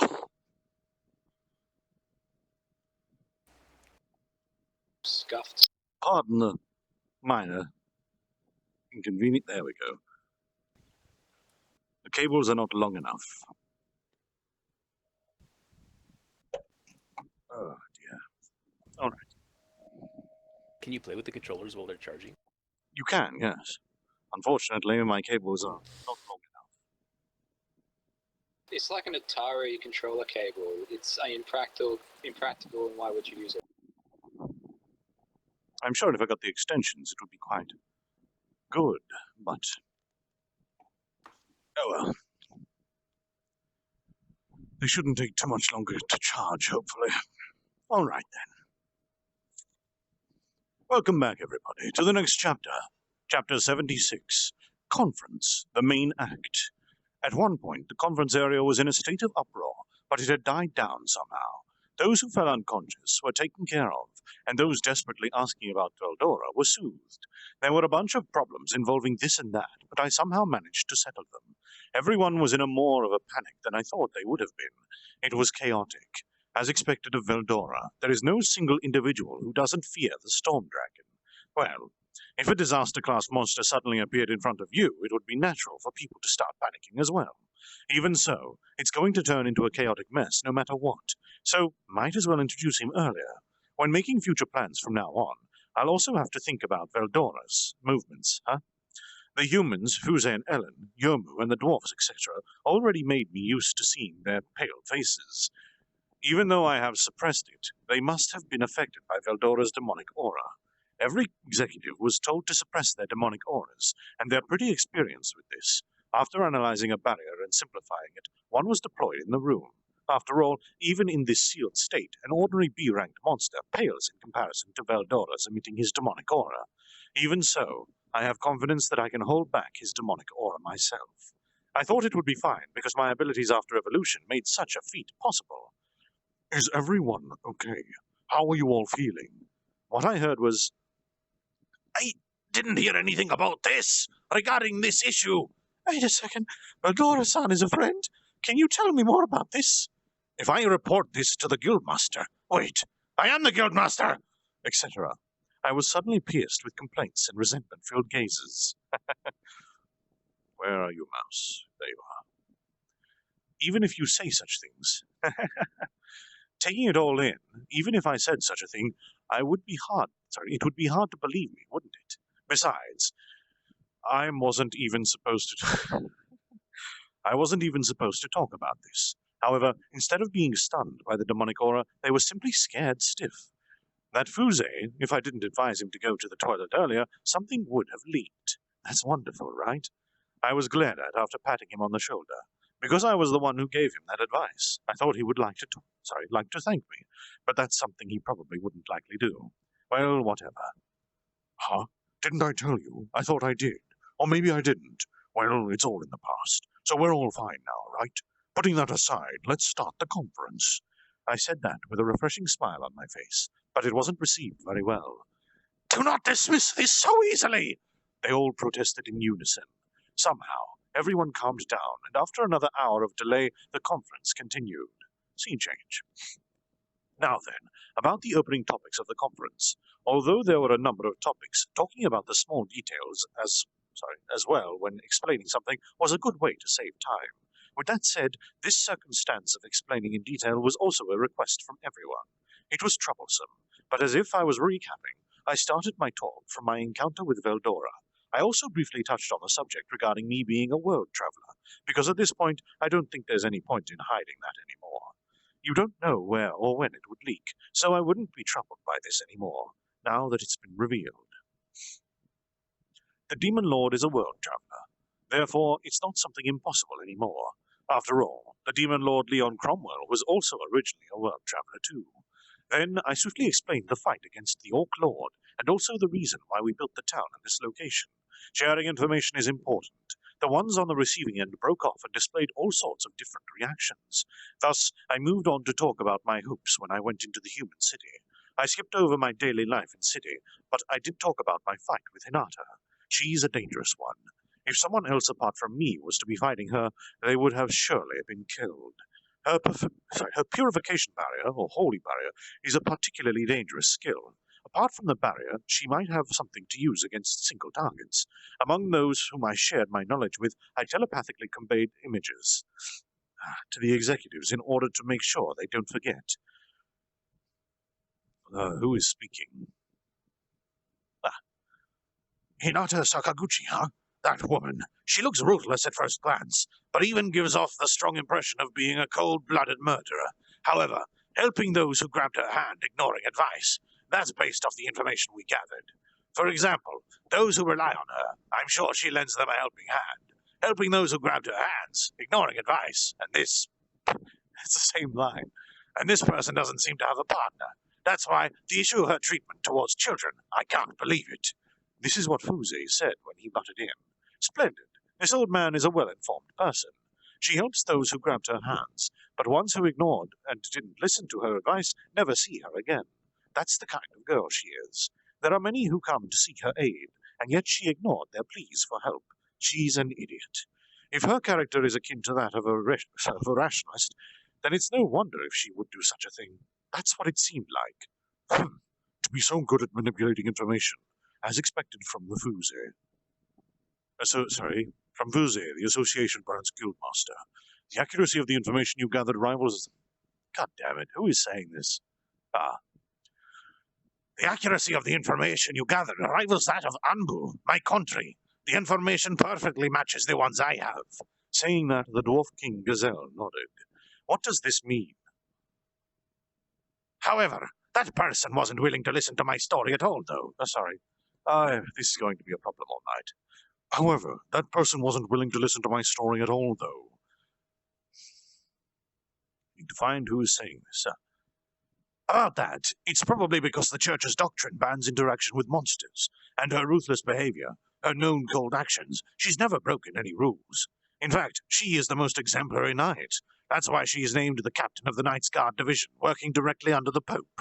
To name her in a derogatory term, like a ruthless killer, you're thinking of her true nature. However, the information that I have obtained are based on her public appearance. Fuse answered my question, and the Dwarf King nodded. Her widespread reputation was something unexpected. No information regarding the strongest knight of the Western religion is, of course, a matter carried out by an entire country. Okay. There's commas missing everywhere. However, if that's the case, Raphael can find the answer. Who was the one performing the act of summoning children? I know about the matter, and I am in a position where I can tell her about this. A relevant person. There's only one person absent. It's unbelievable. I don't want to believe it. But according to Raphael's answer, there's no doubt about it. In any case, the issue is placed on hold. We decided to proceed with the talks. From the point where I fought with Hinata, I proceed to talk about the town being attacked. At this point, Ellen intervened and tried to stray away from the topic of my evolution to a demon lord, but she ended up exposing it instead. Besides, Papa, you already found out about this, right? Being asked, Duke Elelu looked up after hearing this. Ellen John, even though Papa has already found out about it, there is no need to blurt it out in front of all of these people from other countries. A sigh of defeat was also mixed in from Duke Ellelude. I understand how you feel. Amongst the ones ignoring the work of adults, Ellen was the worst. But because of that, there's no need to be cautious anymore. After talking over the position, he was told about the original information on Demon Lord evolution. Now then, a whole series of explanations had finished. However, when I tried to shift the topic towards future plans and actions... Who is speaking? Okay. I'll say this beforehand. Regarding the events this time, we of the Magic Dynasty of Sarian plan to wait and see. Even so, regarding the cleanup of my daughter's well-executed civil actions, I will not push any further. However, if it is determined that your course of action is determined to be disadvantageous to our country, we will crush you. I would like you to consider your future actions based on this. No longer having the face of an idiotic parent, but a high noble of the dynasty of Visarion. He now looked like a politician, as expected of one with dignity. His words had stirred up the executives. It all stopped when Shion stood up, and everyone hushed in a hurry. Truly, what a hot-headed fellow. She has become serious. I, too, have become serious, and decided to respond. First, we discussed about the matters regarding the captured king of Farmus and the church's messengers, and so, for the future, we will crown Yomu as king, and descriptions of a plan that aims to establish a new kingdom have been given. While listening to the explanation, Cruz grumbled. I remained silent for a brief moment, thinking over what I had just said, collecting my thoughts. The Dwarf King remained silent, and I closed my eyes. The ministers around the king seemed to actively be giving their own opinions. However, their voices did not reach this location. Duke Elalude remained silent and uttered no words. The explanation continued. First, we released the current king to make him compensate for his attempt of invading Tempest. It is only nominal, but using his using this compensation, we will allow the Farmer's kingdom to fall into a state of civil war. In fact, if the king gathers his nobles and tries to resist, his life is forfeit at that point. Keeping his promise, abdicating himself from the throne, only the problem about compensation would be left in the end. It's unlikely for the nobles to pay obediently. I can imagine the son of the current king being the noble's puppet, as he isn't an adult yet. There's no unity within the faction. As soon as the king's influence is lost, strife or succession will definitely ensue. Here, if they did decide to pay the compensation, Yomu will be the one to escort them, but this is unlikely. I have the feeling that they are going to ignore the compensation request. When this happens, Yomu can oppose it, and, due to their beliefs, this flow of events will lead to a coup d'etat. Since the king has broken his promise, that will be the standpoint of Yomu. The only difference is on what stage will Yomu perform his uprising. After Yomu has established his new kingdom, his kingdom and us Tempest will establish official diplomatic relations. Then, we expect to have to deter the nobles from banding together to resist. After some time has passed, he will announce a policy that will gain the trust of the people.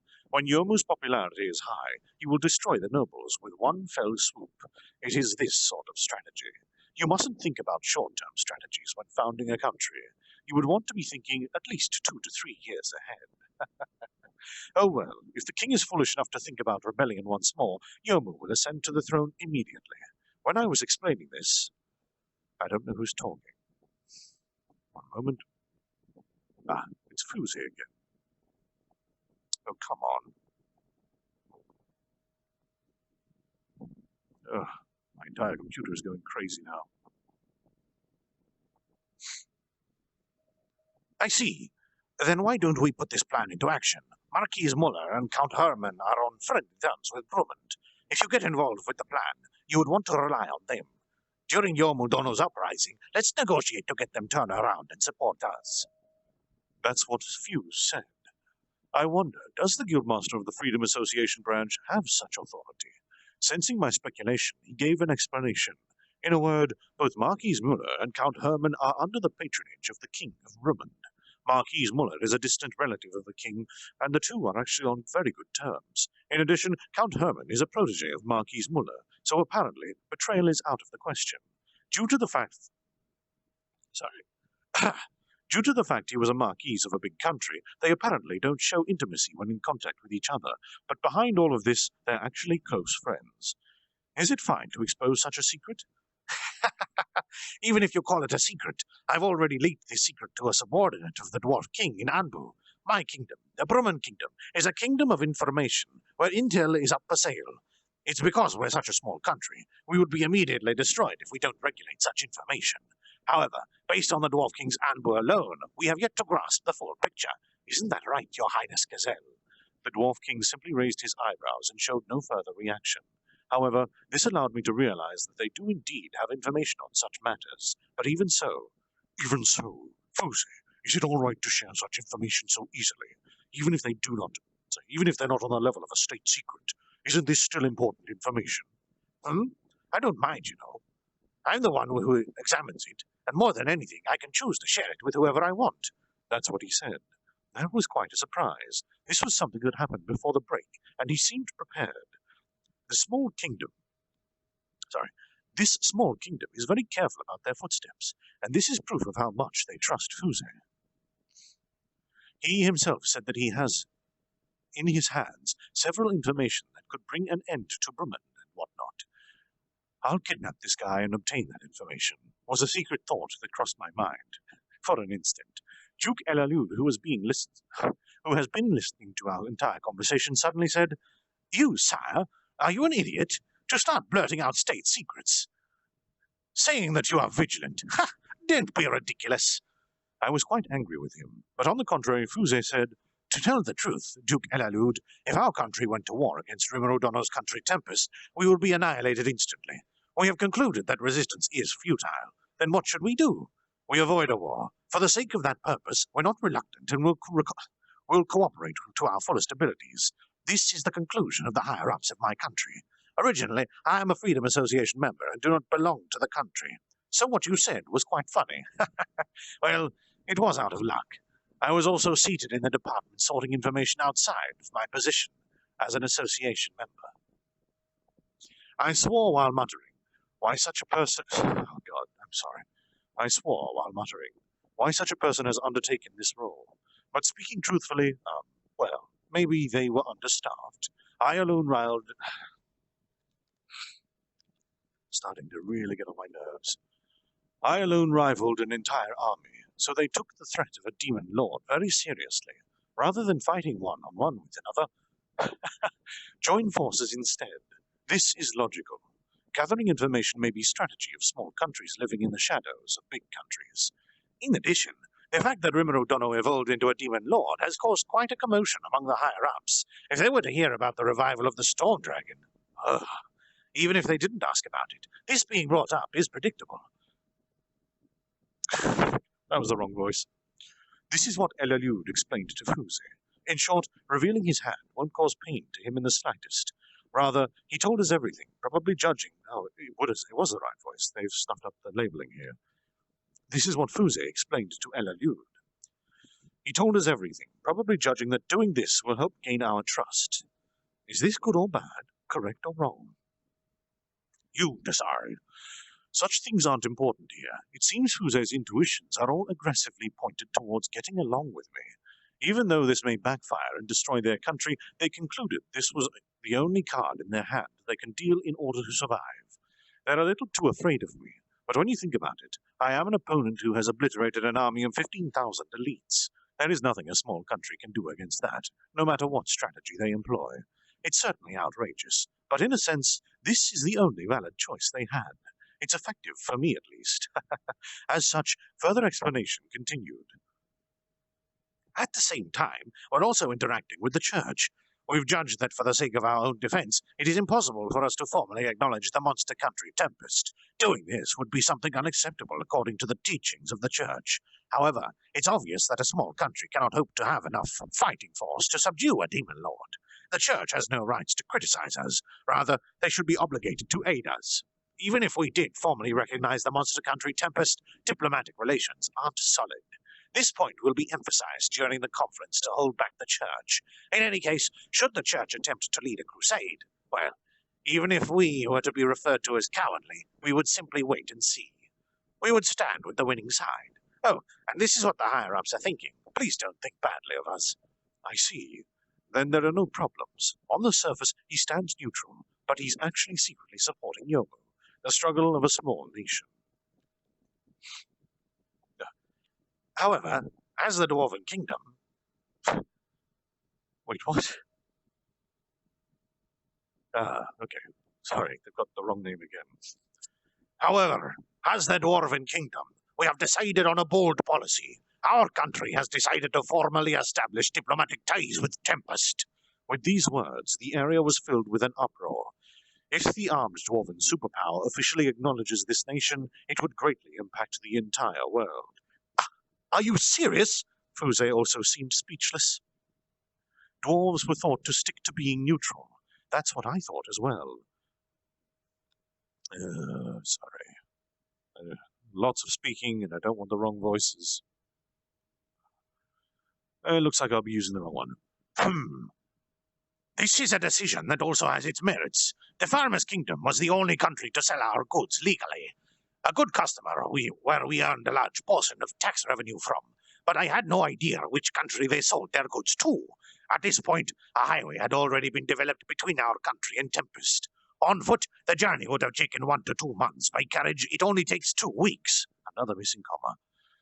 The new trade route has already been completed. There is no reason not to use it.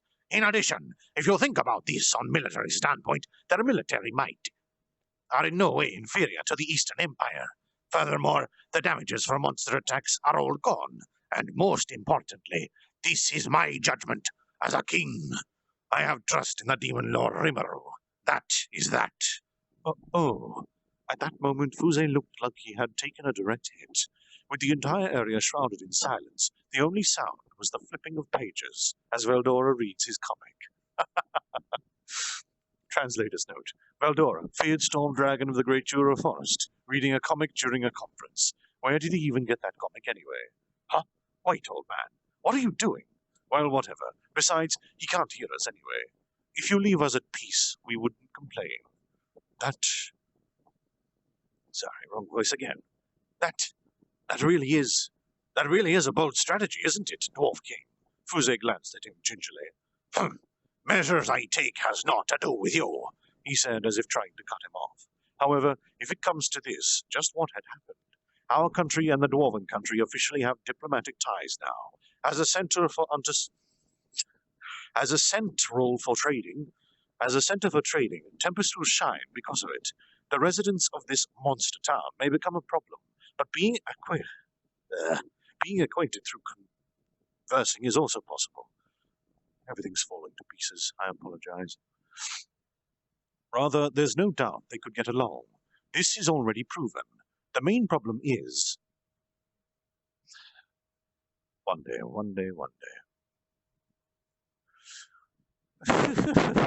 The main problem is the Western religion, right? I was also able to report the important topics back to His Majesty. He said that diplomatic relations with the new country are possible. Even though there isn't much distance between us, there is a disturbing forest. Of course, regarding the development of highways and logging of trees, I can leave it to you, right? Duke Elalud had said such things after thorough calculations. It's a highway. If a highway was developed, it would be possible to have diplomatic ties with the sorcerer's dynasty of Sarion. In addition, this path will also be connected to the Dwarf Kingdom. For the products passing by, there's also the merit of a direct import. However, the most important fact is, various technologies such as magic engineering and spirit engineering will flow into Tempest. If this can become a reality, highway maintenance is but a cheap price to pay. Thus, calculations seem to flash right by Fuse's brain. I've got an idea. I'll go back first to show them the situation, and issue a policy to make profit out of this. And that's what he said. But the king and the duke had an unconcerned look on them. On the contrary. Oh, hold on. In any case, this is just a bullshit from an insect. That's right. Diplomacy and decisions take precedence over all others. These two scolded him. Well, I mean, you're both large countries. Must be nice to have authority. Fuse lamented that he was a man with a sad position. I get it, I understand. I'll also convince the higher-up... God damn it. I get it, I understand. I'll also convince the higher-ups. Man, why do I have to play this role? That's what he cried out while tearing up. In other words, they acknowledged the country Tempest, and also formed diplomatic relations with us simultaneously. However, he wasn't the one to spearhead this. It was the Dwarf King that declared this first. Thus, the rest of the meeting was used to clarify the small details of the agreements. The situation seemed to be moving along faster than I previously anticipated. When the meeting was about to reach its end, and each representative was about to leave for their home country, the door flew open and someone barged in, following in. Listen. God damn. Listen. This great country, Tempest, is going to be destroyed. Such a thing was said by a small girl. one of the great demon lords, the Fairy of the Labyrinth, Ramari-chan. Ugh. I'm dying slowly. That's the end of that chapter. One moment whilst I once more clear my sinuses. Wrong button. I can't help but notice you have a blush on your cheeks. It's very funny. Hey, Fiji. Do you think that you can keep my seat vacant for a second? I gotta restart my PC. My streaming software isn't working. I'm also very confused. Is this like a modern day thing with fantasy elements? Because I don't believe highways existed, but that's just me. That's another world.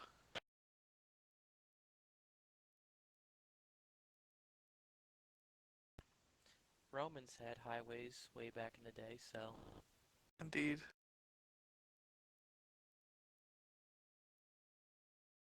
Also, if you want to catch up in the entry hall, there's some like kind of summaries ordered by like reading order. Yeah. World. I've got to figure out what book he's reading from because I've heard it being passed in conversation. Something regarding being reincarnated as a slime. It's like a Japanese light novel.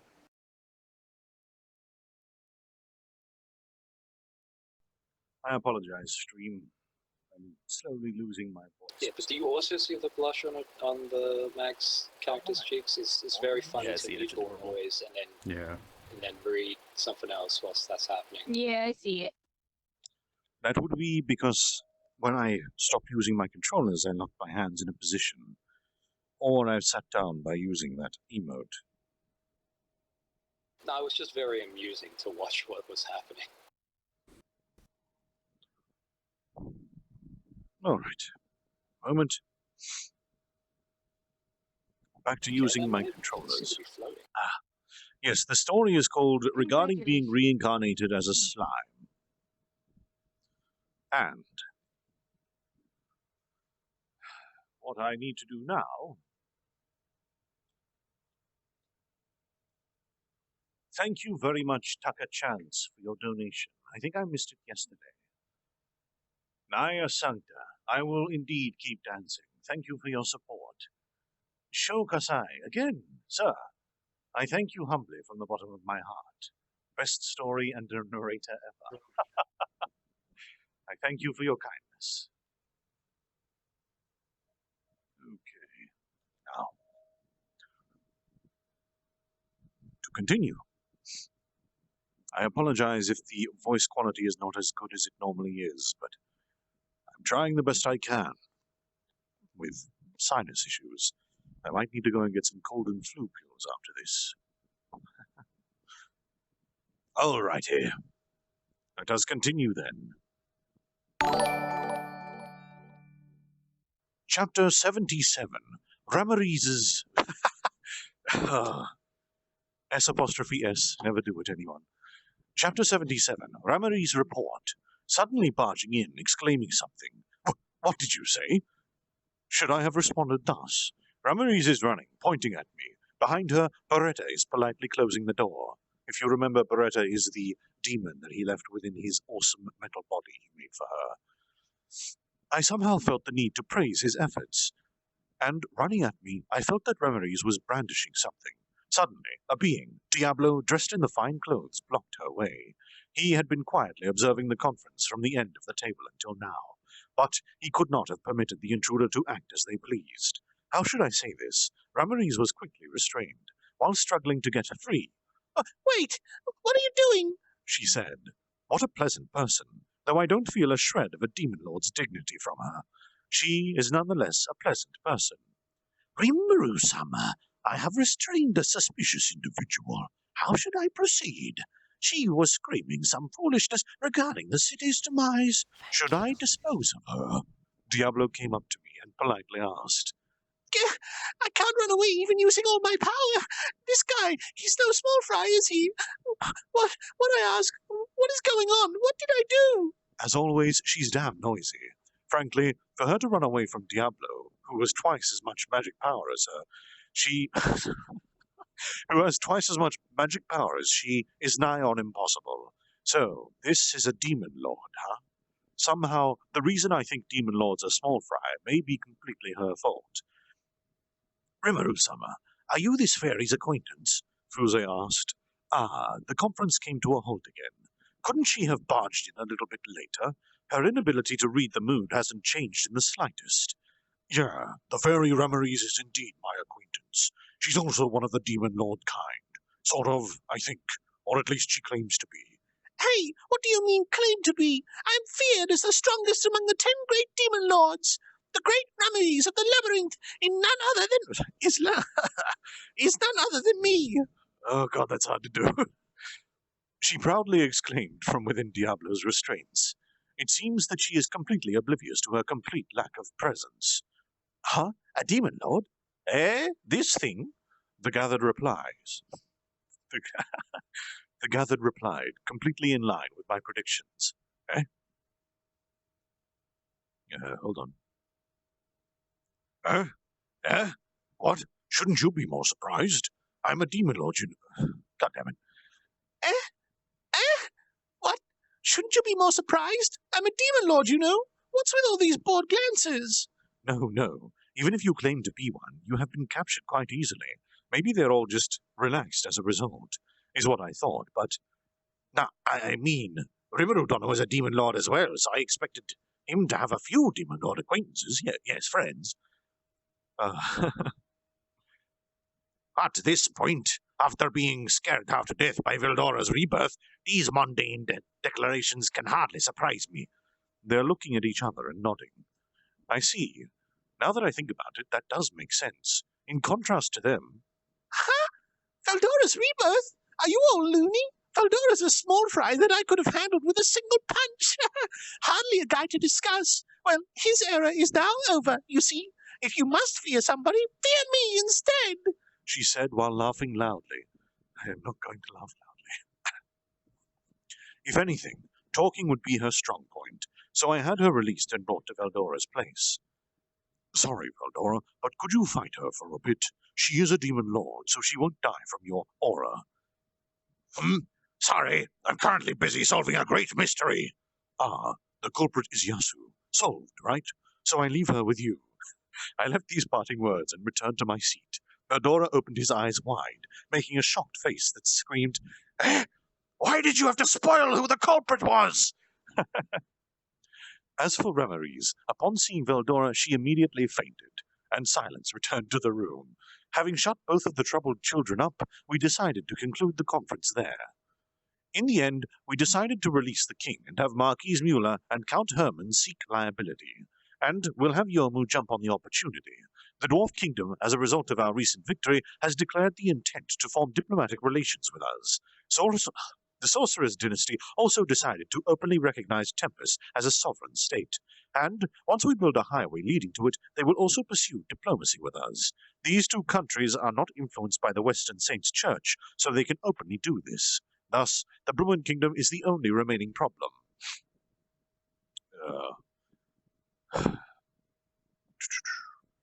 It'd be great if we could say farewell to the church, but I doubt the council will silently accept this. And that's what's causing the most pain. But no matter which they choose, they'll get caught up in a conflict. I'll somehow persuade the top brass. When I do, we'll also seek diplomatic relations with you. You would accept it, right? He stressed the point. Of course we would, though. Even from the perspective of a profit and loss alone, Tempest, a country recognized by two of the strongest nations, military state Dwargon and the Sorcerer's dynasty. So surely they would be overjoyed at the chance of establishing diplomacy with us. But if compared to sticking with all of the council member states, it's unclear which way the scales will tip. I know the answer. At the moment, sticking with the council will be more profitable. However, within 10 years we shall be at least their equal, and after 20, we shall leave them in the dust. Such is the definitive prediction made by Raphael by analyzing the available data. But I will not tell them this. They must choose for themselves, you see. Thus, our current problem is the Western Saints' Church. We predict an inevitable clash, with not only the Western Saints' Church, but also the Holy Kingdom of Ruberium. And that's a big problem. I mean, we need to win and display our usefulness and cooperation.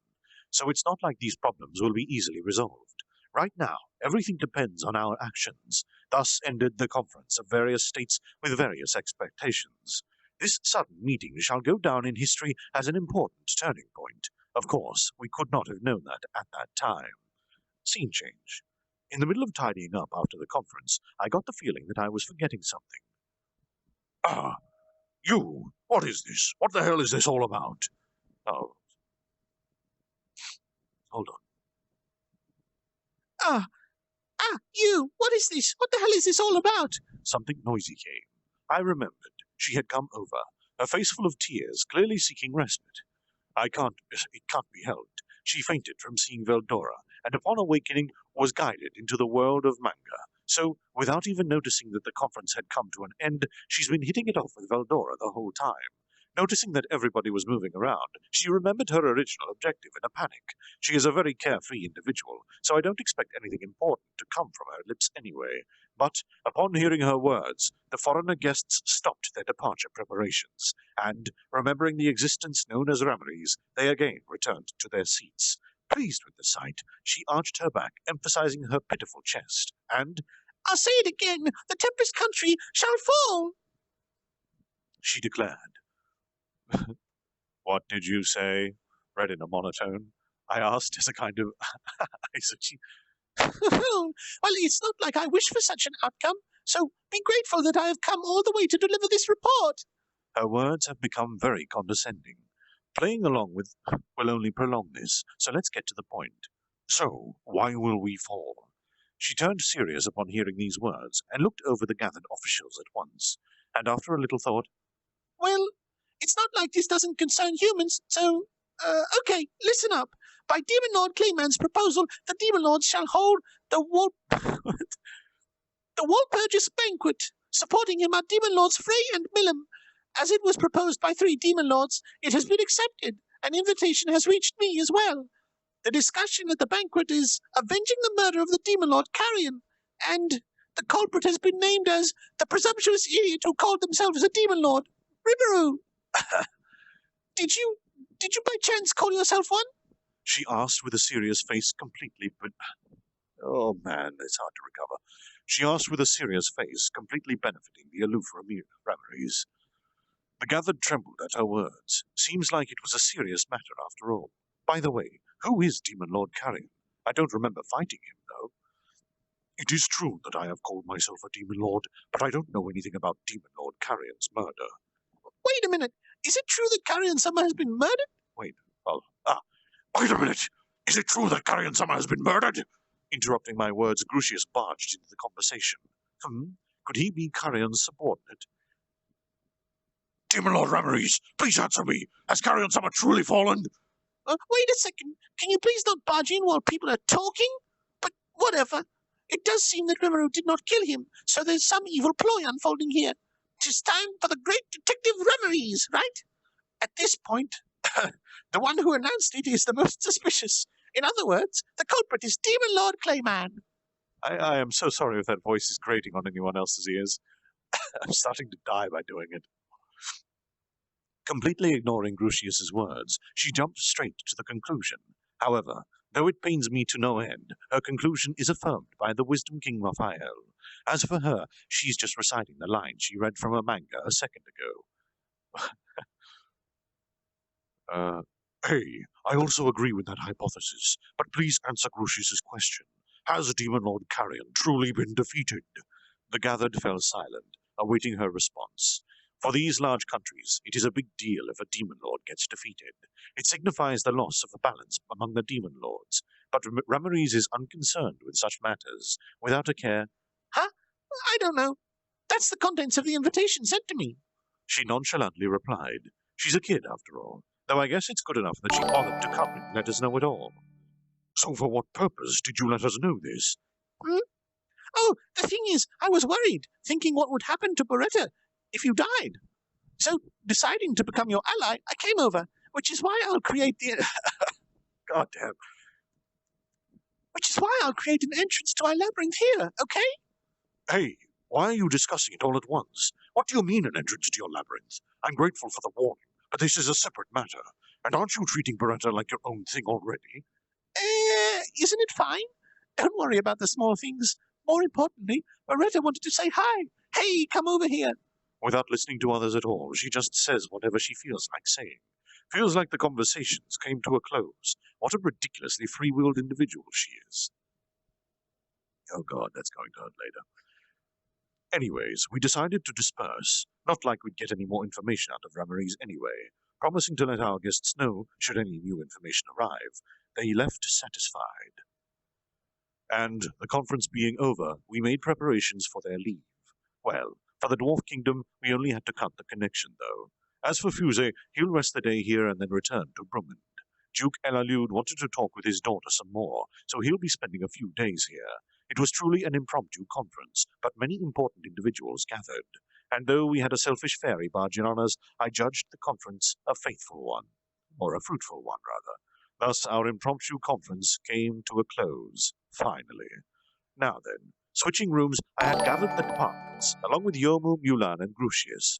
Though we are using the small conference room, we were all able to find a seat. According to what Fuse has gathered, Walpurgis Banquet is a night where all the demon lords gather.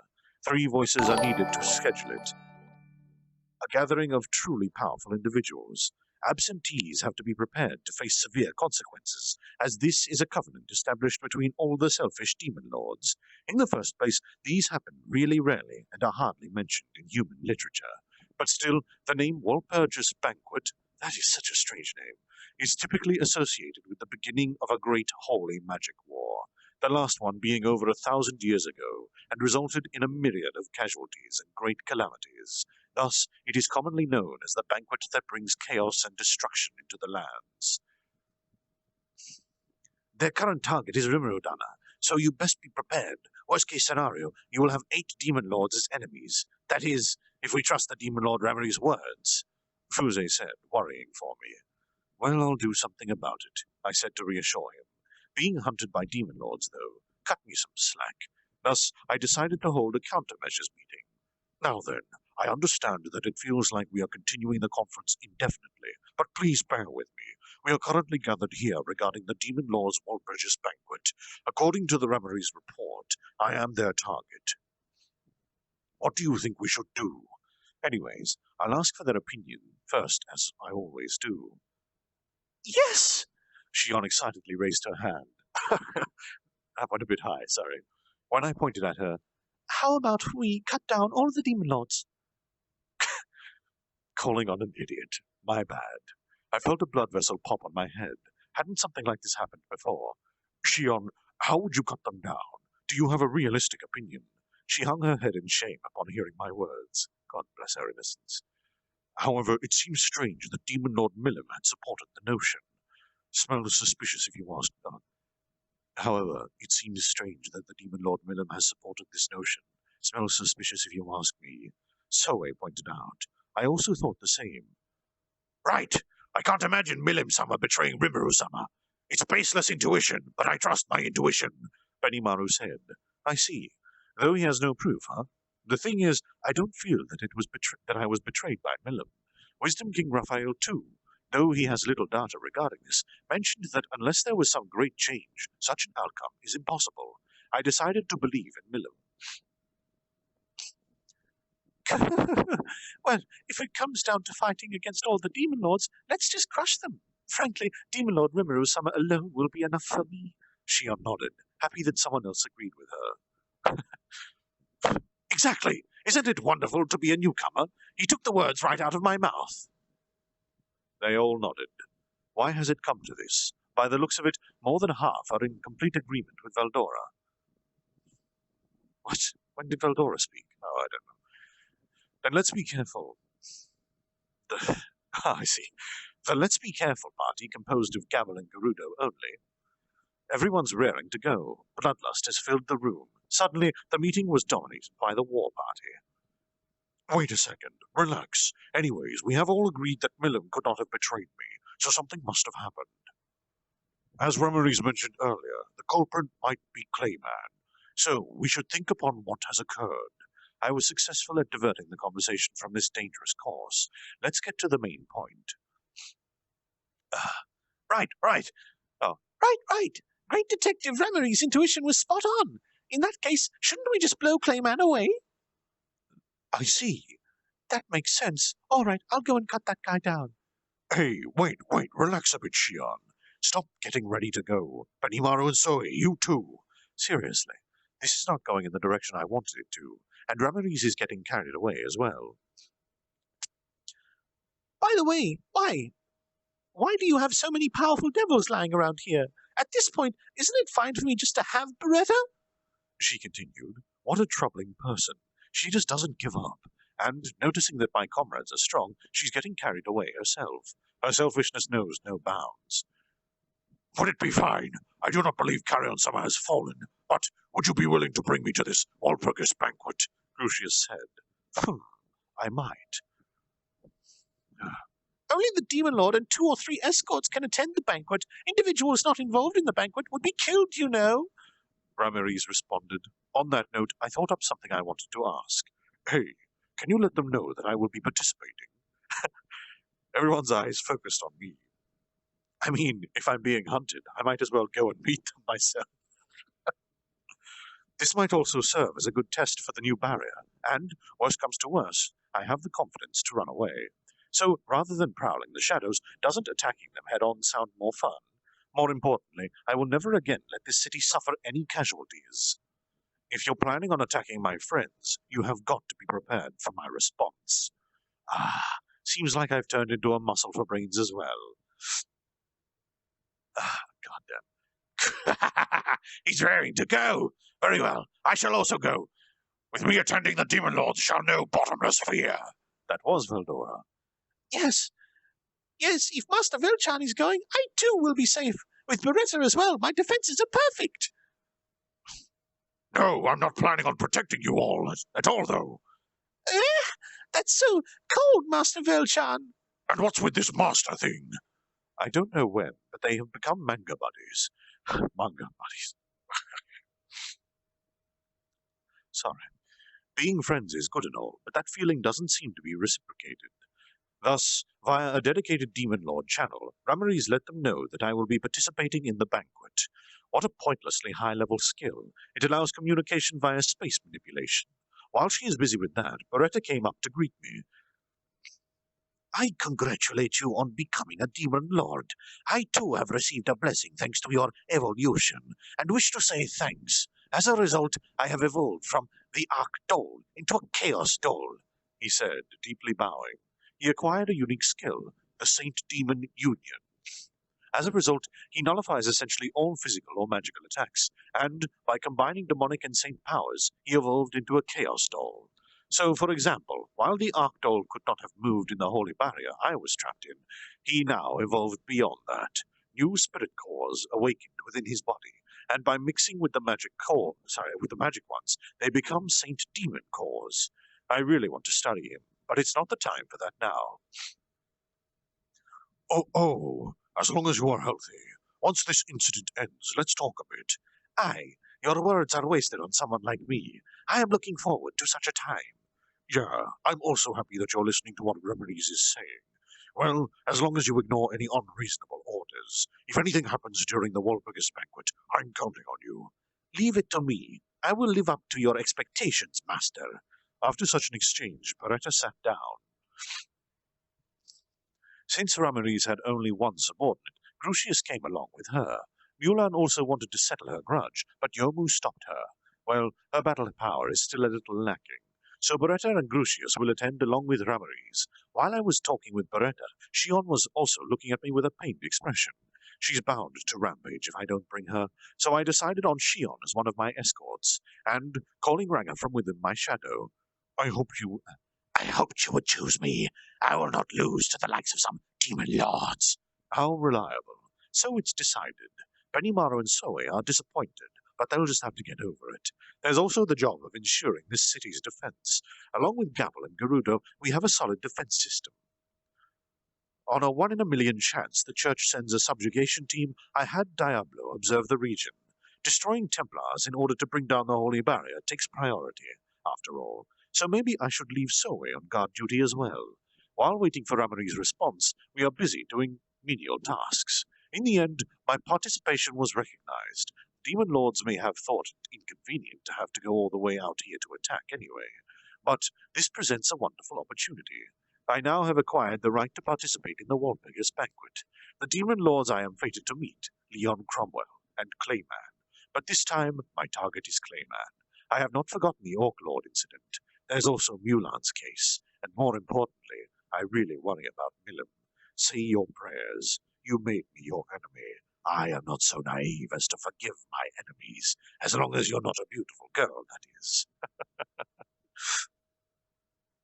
That's the end of that chapter. Oh dear. Hurrah. I can no longer breathe through my left nostril at all. One moment. Oh, Remarie's is so that's cute. horrible.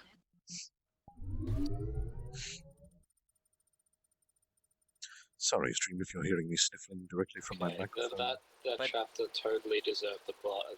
That was entirely funny. PG, I just Are we want to gonna say go for one more? thank you for guarding my seat while I was off. Is it literally cool that one time I got reincarnated to a slime? My sound is broken. Because I'm looking it up right now, and that's what I got.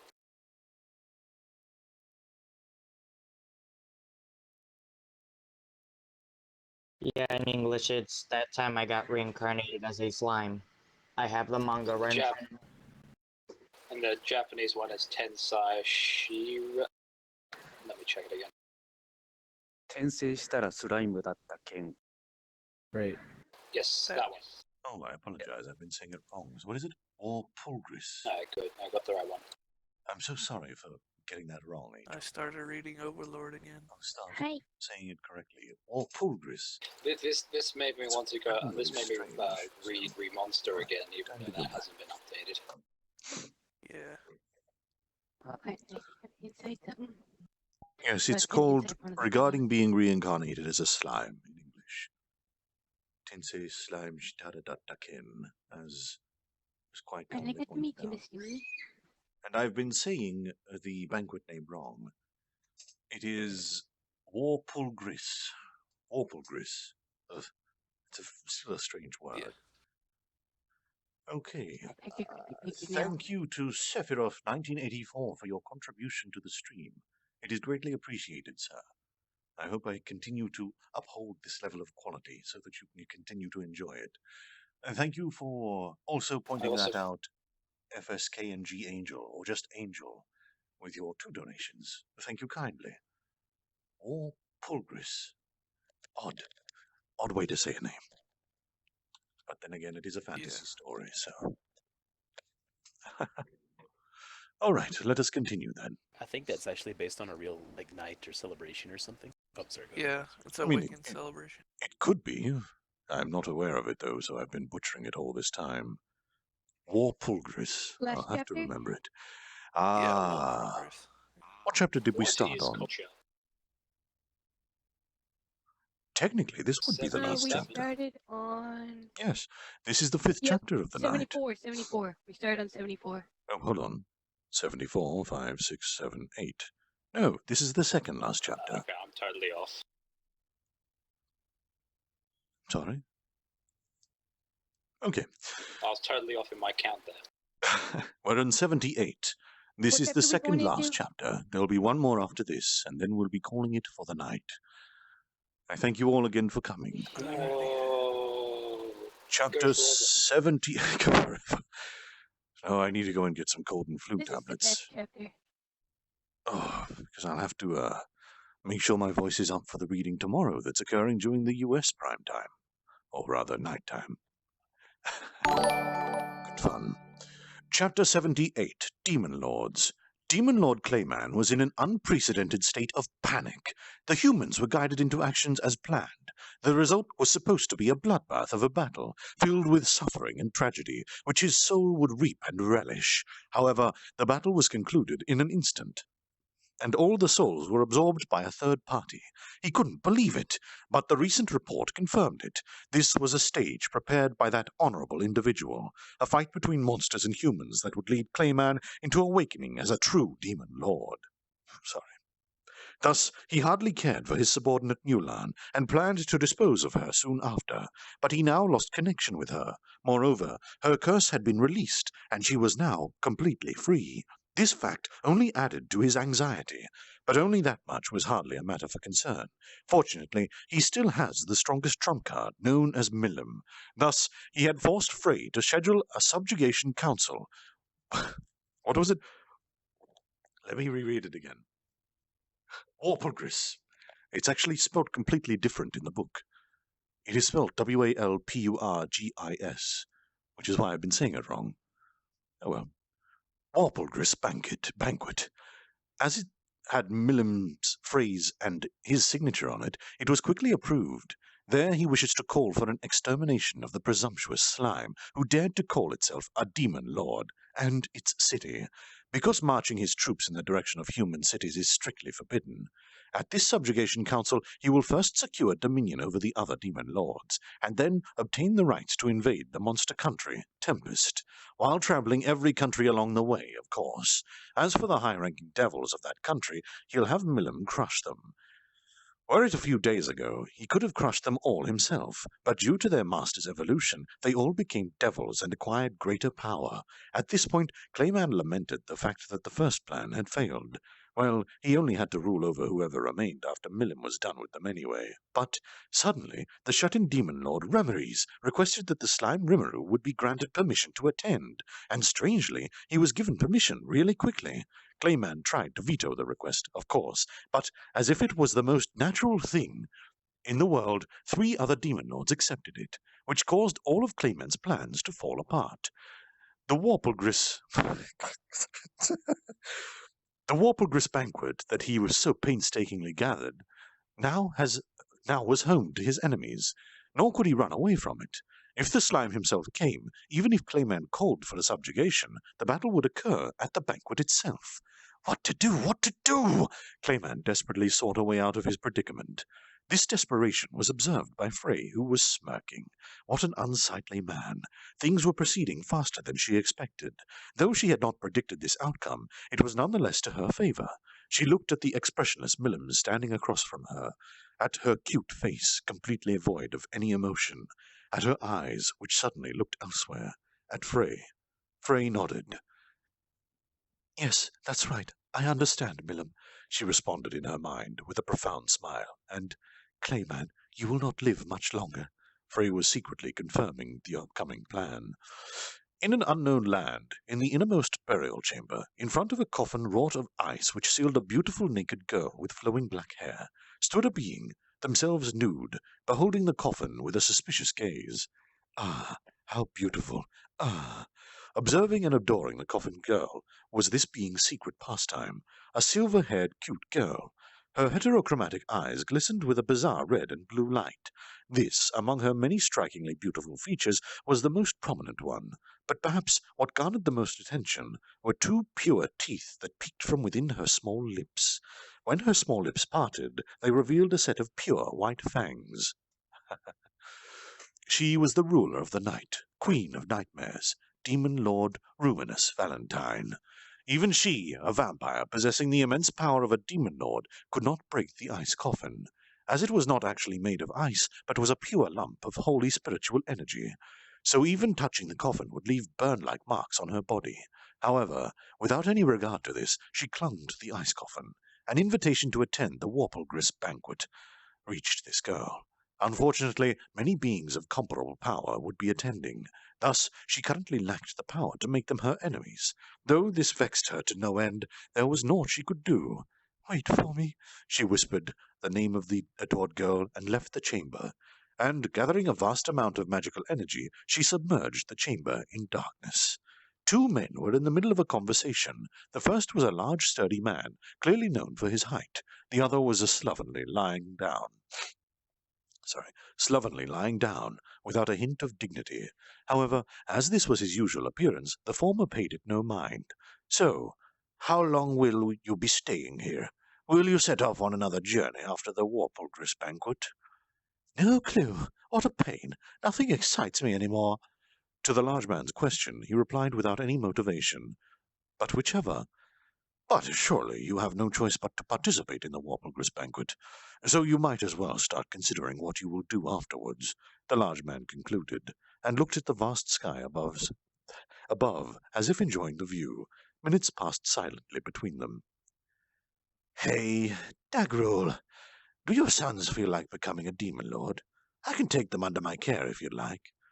The delicate man said, as if he just remembered this idea. A large man. No, I'm screwing the word. Dagrul closed his eyes for a moment, and was deep in thought. One of the giants, this demon lord is often referred to as the continent's wrath. Normally a gentle man, he finds the title unpleasant, but when angered, he truly can't stop his hand. His power greatly increases when angered, so he's a demon lord treated with utmost care, and his most closest friend, the delicate man, has never once angered him. To the delicate man's word, Nah, they resemble me when I was young. They are rash, look down on everything, and believe that a being stronger than them does not exist. They would look down even on you, Dino, he replied. The delicate man's name is Dino, a man of unknown race, with an appearance no different than a human, but he possesses magical energy of such quantity that no human could possibly match. Though he is a handsome man, his sleepy gaze ruins his appeal. But he too is a demon lord, called the Wandering King, or King of the Sleeping Forest. Even now he has left his home and is in the middle of a journey, and having used up all of his strength during the journey, he ended up in the care of his best friend, Dagrul. In response to Dagrul's words, I don't mind. My worth wouldn't diminish from such a thing, but if they are so impudent, how about you bring them over? You have 3 sons, so I can bring one of them in my name, he said. Of course, he meant to take them to the Demon Lord's Warpulgris banquet. Dagrul thought a bit on these words, and, Can I ask this of you? If they act foolish and die without coming to know true power, then that's that. So showing them true strength would be an excellent lesson. He nodded. His 3 sons, like him, they are a violent bunch. Agreeing to bring them, they continued the conversation with this in mind. However, bringing them there is much like starting a fire next to a gunpowder barrel. But these 2 failed to recognize it as such. After all, both of them were particularly bad at careful planning. In a land covered by ice, where fierce blizzards reigned, proudly stood a tall castle. Its vicinity was covered in a barrier of ice, with temperatures of minus 120 degrees Celsius, such that nothing could live here. And yet a beautiful castle adorned the land. Its presence testified to an unimaginable amount of magic energy, truly a castle of the highest demon. The castle was named Palace of White Ice, and it was ruled by the demon lord Guy Crimson. There was a being leisurely walking through the castle, platinum gold long hair, blue narrow eyes, a well-defined face, skin so white that it was almost transparent. He was so beautiful that he was surely mistaken for a woman. Demon Lord Leon Cromwell, the one called the Blonde Demon. He proceeded through the halls as if he owned them. Ahead of him was a door with a beautifully carved decoration. It led to the audience chamber of the lord of the castle. Leon's purpose in attending was the lord of the castle, Demon Lord Guy Crimson. Leon stood in front of the door, and the 2 large attendant demons opened it, and Demon Lord Leon Cromwell Summer has arrived. Oh well, a female-like demon announced the coming of Leon from above. On the inside, many powerful greater demons stood on the sides. Each was a named demon so greatly surpassed. Each was a named demon, so greatly surpassed the power of a normal greater demon. There were over 200 of them in total. Named greater demons differ from normal ones, as they possess a corporeal body in this world, so each could easily rival a high-ranking devil. In other words, the room had 200 beings of a rank easily surpassing the A. But that's not all. At the end of the room, before the throne of the demon Lord Guy Crimson, stood 6 demons of terrifying power. They were named Archdemons. Their battle prowess surpassed any devil. These were pseudo-demon lord level demons, but these 6 demon generals prevented any excessive word from going unpunished. Ruling over all of these as a demon lord, Guy Crimson's left and right hand were 2 demons. Having become the demon officers, these 2 women serve as the demon lord's spokesman. They possess power that rivals that of a demon lord. Demon officer Mizari and demon officer Hirari. That's sort of a pun. I'll explain it after the chapter. Leon proceeded further in and stood right below the throne, and that's where Mizari and Hirari kneeled. And, Leon Summer, it has been a long time. At the same time they greeted Leon with a beautiful voice, and at the same moment the lord of the castle stood up from his throne. Only the 2 demon lords now had the right to move within the room. It's been a while, my friend Leon. Have you been in good health? Let me thank you for coming over when I called you. A beautiful projecting voice, deep crimson eyes which overshadowed the beauty of the stars, hair flowing like fire, with a deeper red than the color of blood, the same height as Leon. Where Leon is as beautiful as a woman, Guy's beauty was more neutral. He could be called a woman or a man, a bizarre physique. While calling out to him, he stood up from the throne and walked up to Leon, and after shaking Leon's hand, he gave him a hug, and without any hesitation, he placed his hand on Leon's face and kissed him. Leon pulled away with a scowl. "Stop it! I'm not interested in dating men. How many times have I told you this already?" he told him, treating it as a bother. Heartless as always. You know, if you ask, I'll become a woman for you. Whatever. Let's move to a different room, he said, and without waiting started walking. This happened every time. He was exposing a lot of skin while dressing in a kimono in this frigid land. Perhaps remembering the taste of Leon's lips, a lewd smile formed on his bewitching face, and he started to work his tongue around his red lips. That motion had a suspiciously bewitching effect to it. Being androgynous, he could become a man or a woman at will. He, or perhaps she, is Demon Lord Guy Crimson, the lord of the castle and the oldest demon lord. Called the Lord of Darkness, he has forever ruled over this frozen continent. Guy proceeded onwards, showing Leon the way. Leon followed without any sign of worry. Until both of them left the audience chamber, not a single being had moved, as that would have been an unforgivable act. With their heads bowed low, they waited until their master and guest had left completely. Having confirmed their departure, Mizari and Hirari stood up, and "Disperse!" they ordered their subordinates. As for them, they began to make tea for their guest. Among the highest beings of the castle, the job of these demon officers was nothing more than to care for the demon Lord Guy Crimson, and that job had the highest priority within the castle. So as to not earn the displeasure of their lord, they quickly got to work. Leon followed Guy to the ice terrace on the highest floor. Even though it opens up to the outside, snow is not permitted entry. The environment is optimized for life. In the first place, Guy is not affected by the environment. In other words, the room is made for Leon's enjoyment. Though Guy normally looks down on any stranger, for his friends he spends both effort and expense. Just as always, Leon thought, taking a seat.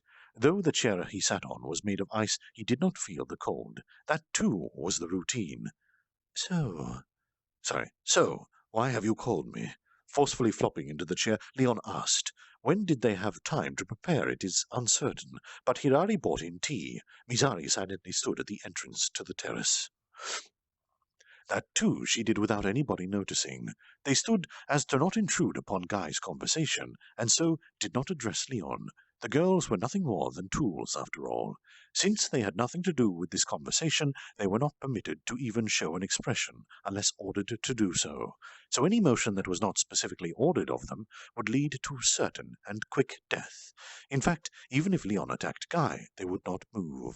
Guy was their supreme master, so worrying over his health was disrespectful. Thus, ignoring their existence, they continued their discussion. You do know about the upcoming Warplegress banquet? I was thinking that if you could attend this time, I'd forcefully have you attend. Oh, if you couldn't attend this time. Huh? You know I hate those gatherings, but I was planning on attending this one. Oh, good then. I had planned on having you make a clone and attend that way. I could have you embrace me then. I don't take men for partners. Even among women, I only go for the ones I desire. For me to embrace you would be equivalent to some prize, wouldn't it? What's with that? Tell me that earlier. If you wish for it, I'll become a woman for you. Whatever. So, why did you decide to participate this time? Ah. Leon made a brief pause, but then continued talking. This time the banquet is hosted by Clayman. Small fry. I'm curious why Millam is supporting him, though. And Carrion's death is also suspicious. At first it was because Clayman wanted to spur us on a subjugation. But then Ramorese requested that the party in question attends. In other words, it's all connected, so I feel the need to see this new Demon Lord Rimuru. Oh, so you believe Rimuru has the qualifications to be a Demon Lord, huh? How amusing. I thought the same thing. As for Millam, she's probably just playing around. No use trying to figure out what she's thinking. The wise one in me cannot understand fools. That might be a weakness. So it's fine to ignore the opinion of someone like Clayman. Ramore's opinion, on the other hand, seems promising. If she found someone interesting, maybe even I will enjoy myself. Ramore's, I'm no good with her. From the very moment we met, I had thought to go and kill her a few times. But since she mentioned it, I might as well go and see. Don't. If you kill Ramore's, I'll be your enemy. Right, and I don't want to die yet. If you come at me, I see no chance for victory. Not at all. You have a 1 in a million chance of killing me, you know. Then that's no good. I'm only interested in fights that I can win. Stop with the humility. There's a few people who can even hurt me. Having a chance to kill me means that you're strong. Have some confidence. I am confident, against anyone other than you, that is. That's where their conversation stopped, and without a moment passing, Ara, has your Oh, it's a different one. Ara, has your conversation finished? Leon Summer, I extend my humblest welcome. A voice like ice, and it came from a beautiful white-haired girl. Pure white skin, with cold and bewitching blue diamond-colored eyes, a bright white lips. A girl walking around without Guy's permission, but she did not need his permission. In other words, she was their equal. The Ice Empress, she was called, but it's more known by her name, Ice Dragon Velzado. She is one of the 4 dragons, and Demon Lord Guy Crimson's first subordinate, though rather than calling her a subordinate, it may be more appropriate to call her a partner, an existence far different than the tools. My, oh my, Velzado, beautiful as always. Ara? If it's only flattery, your words have made me happy. A brief, polite exchange that revealed none of their feelings. Revealed none of their real feelings. Sorry, that was meant to be Leon speaking to her. Huh, you guys are on bad terms as always. Guy, as well, was vexed at their animosity. Normally, this would have led to an unpleasant exchange. But this time, Velzato changed the topic. Right. My brother has awakened, she suddenly declared. Awakened? The sealed storm dragon Veldora? I know that he was sealed, but didn't they say he had been erased? God. Yeah. Sorry, one moment. Yes, he had quieted down before disappearing, so I thought to help him out. Being erased is pitiful, you know. He was trapped in an isolated space made by the hero that could not be influenced by the outside. Many beings have lost their lives, swallowed by such barriers. Oh, interesting. In that case, who could have dispelled this hero's seal? A unique skill, Eternal Prison, other than by other heroes, could not be dispelled by a normal skill. I have the skill, and perhaps your skill. Well, we had planned to release him sooner or later, but considering that he has not rampaged since being released, does that mean he has weakened? Yes, he has. The response I'm getting from him is strangely weak, but still, not rampaging is quite unlike him. His very being is made around the concept of violence, after all. Well, in any case, I have no desire to fight Veldora. If you want to make him yours, do as you wish. Anyways, let's meet at the Warplegris banquet. Oh, you're leaving already? Yeah, that's all you wanted from me, right? Wait. Wait a second. No need to rush. By the way, have you succeeded with the special summoning yet? Not yet. Frankly, I don't care much for new demon lords or whatnot. It's just, according to my sources, this one might be messing with my summoning tests. Oh, the one named Rimuru? Yeah, so I want to at least see him once. But I'll be ignoring Ramaries, just so you know. Just curious, but who's this informant? No idea. Magic energy is an important factor when summoning world travelers. When I summon, since I try to narrow down the criteria as much as possible, the interval becomes much longer. At the present, I can only summon one being once every 66 years. But since I need to narrow down the criteria even more, my next summoning attempt will be in 99 years. This informant is trying out summoning in my place during this time. How timid of you. I've failed many times, you see. Even after obtaining the luck blessing from Ramaries, I couldn't succeed. Is this matter that important? Yeah, to me it's more important than anything in this world. I see. In that case, I won't say anything. But about this assistant, is he trustworthy? Trust?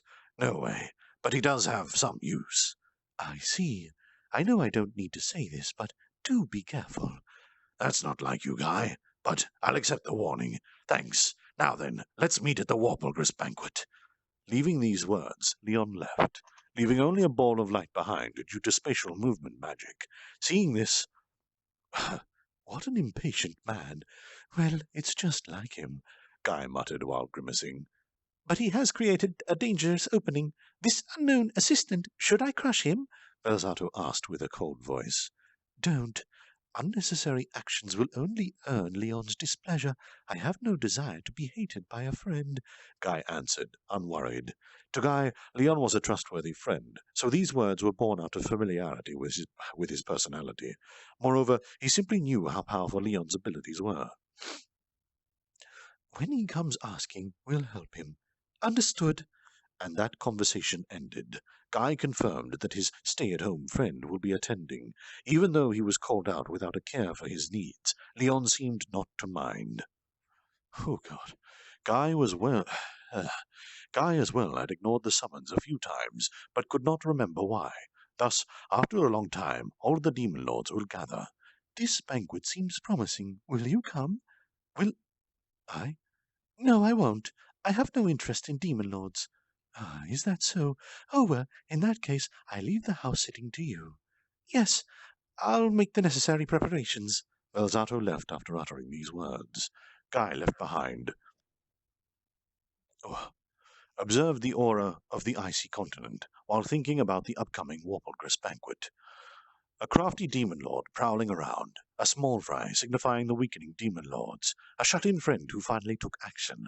Guy found this point interesting, and the birth of a new demon lord. How amusing! He had felt the loud beating of his heart for the first time in many hundreds of years. The last battle was between weaklings. Perhaps he could look forward to the upcoming one. With that thought, he started thinking about the hero. When was the last time he had felt one? The one that invaded Leon's castle was also a hero. Leon ran away without fighting, claiming that the hero was strangely strong. It wouldn't be strange for a human to die of old age by now, but Ramaries claimed that the hero was special, so it wouldn't be strange if it could extend its lifespan. Nor were its movements regular, appearing only before powerful individuals. Guy had never been able to meet the hero, but would have wanted to try fighting it at least once. This time's fight might be grand. It may not involve only monsters, but have the saints and humans mixed in, resulting in a great calamity. So perhaps even a hero will appear. At this point, Guy had completely forgotten about the new demon lord. To him, demon lords were a trifling existence. He desired to meet a hero. That thought brought a smile to his face. Oh, good.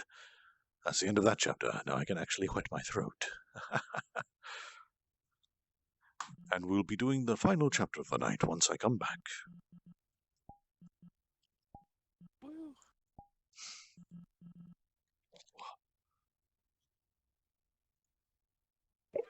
If We've already done 5 chapters. Not yet. We started on chapter 74, now we're done with 78. I completely wrecked my PC. I had to reinstall Windows. Ouch. I envy Mag. He gets to sleep tonight. Yeah, the same problem as me. Oh, Hello, look at that. Egg. Natsix is online right now. Whew, alrighty. Oh god, I do my love stream Diablo. oh my god. My stream has stopped. Okay, what the?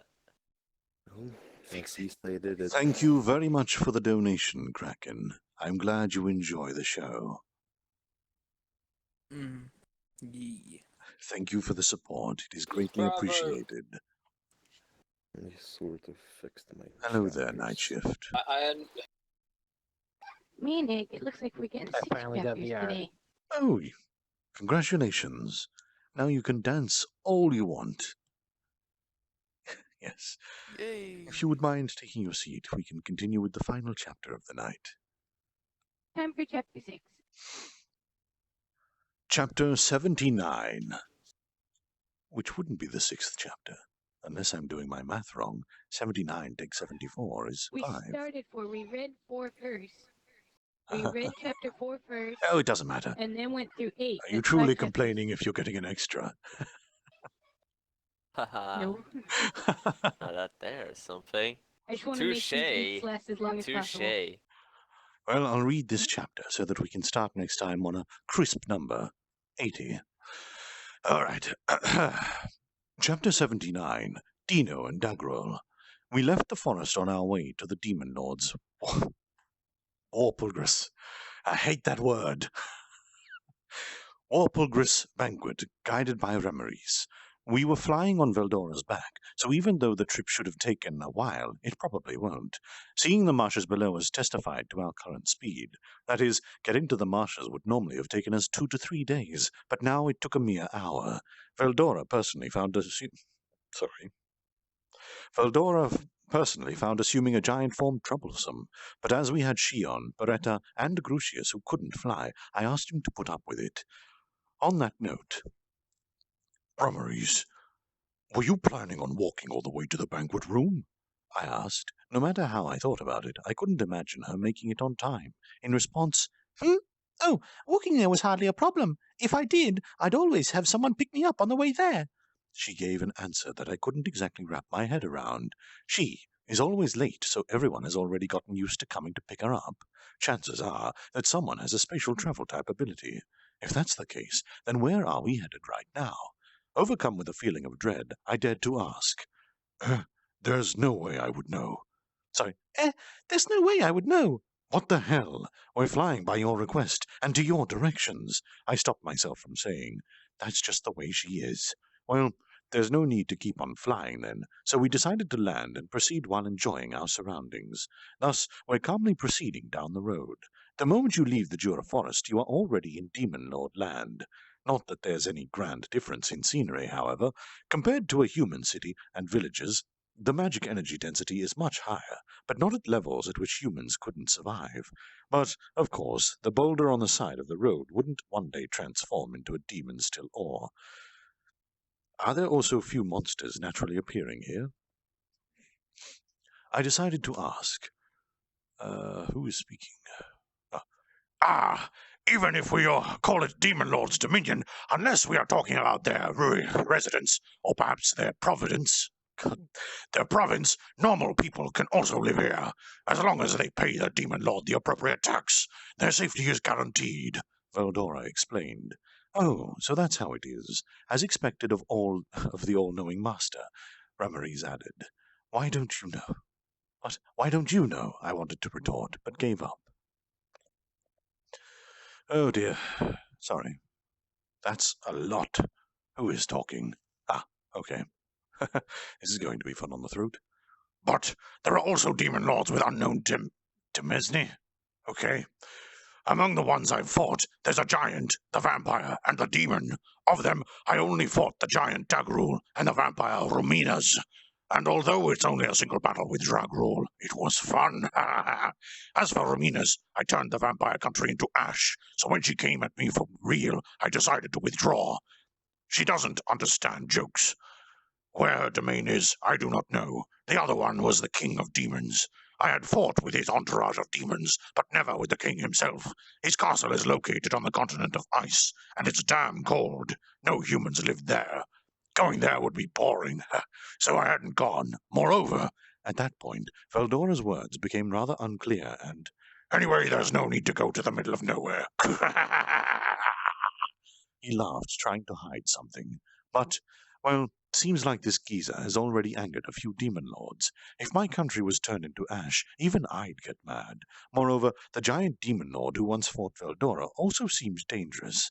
As for the ice continent, unless I'm going to have some business there, I see no reason to go, so no need to think about that.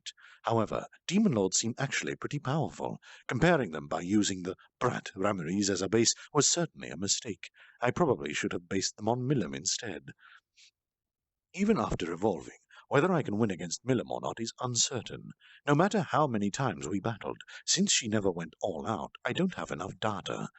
If compared to when we fought, I could win, but as I do not know just how much she was holding back, I shouldn't be getting haughty, and I can't believe Milim would support a subjugation order for me. Though it's clear that we are dancing to someone's tune here, I can't help but think that Milim is being manipulated, whether she was awake or asleep. I can, however, imagine that she has some reason for all of this. Not that thinking about it now will lead anywhere.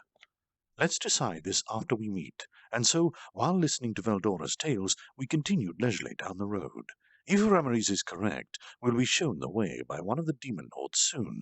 So while we were enjoying the breeze, we chanced upon two men approaching us. They're coming straight over here. A tall, huge, chestnut-haired man, and a slovenly, green-haired, delicate man. Did they come to meet us? I thought, and looked at them. Yo, Ramirez, how have you been? Oh, isn't that Veldora? You doing good? What a weak aura you're giving off. I had just convinced myself that I was feeling someone with a similar aura. The conversation began thus. Oh, Dino, huh? Well done coming to get me. Ah, Dragrul, we were just discussing our last battle.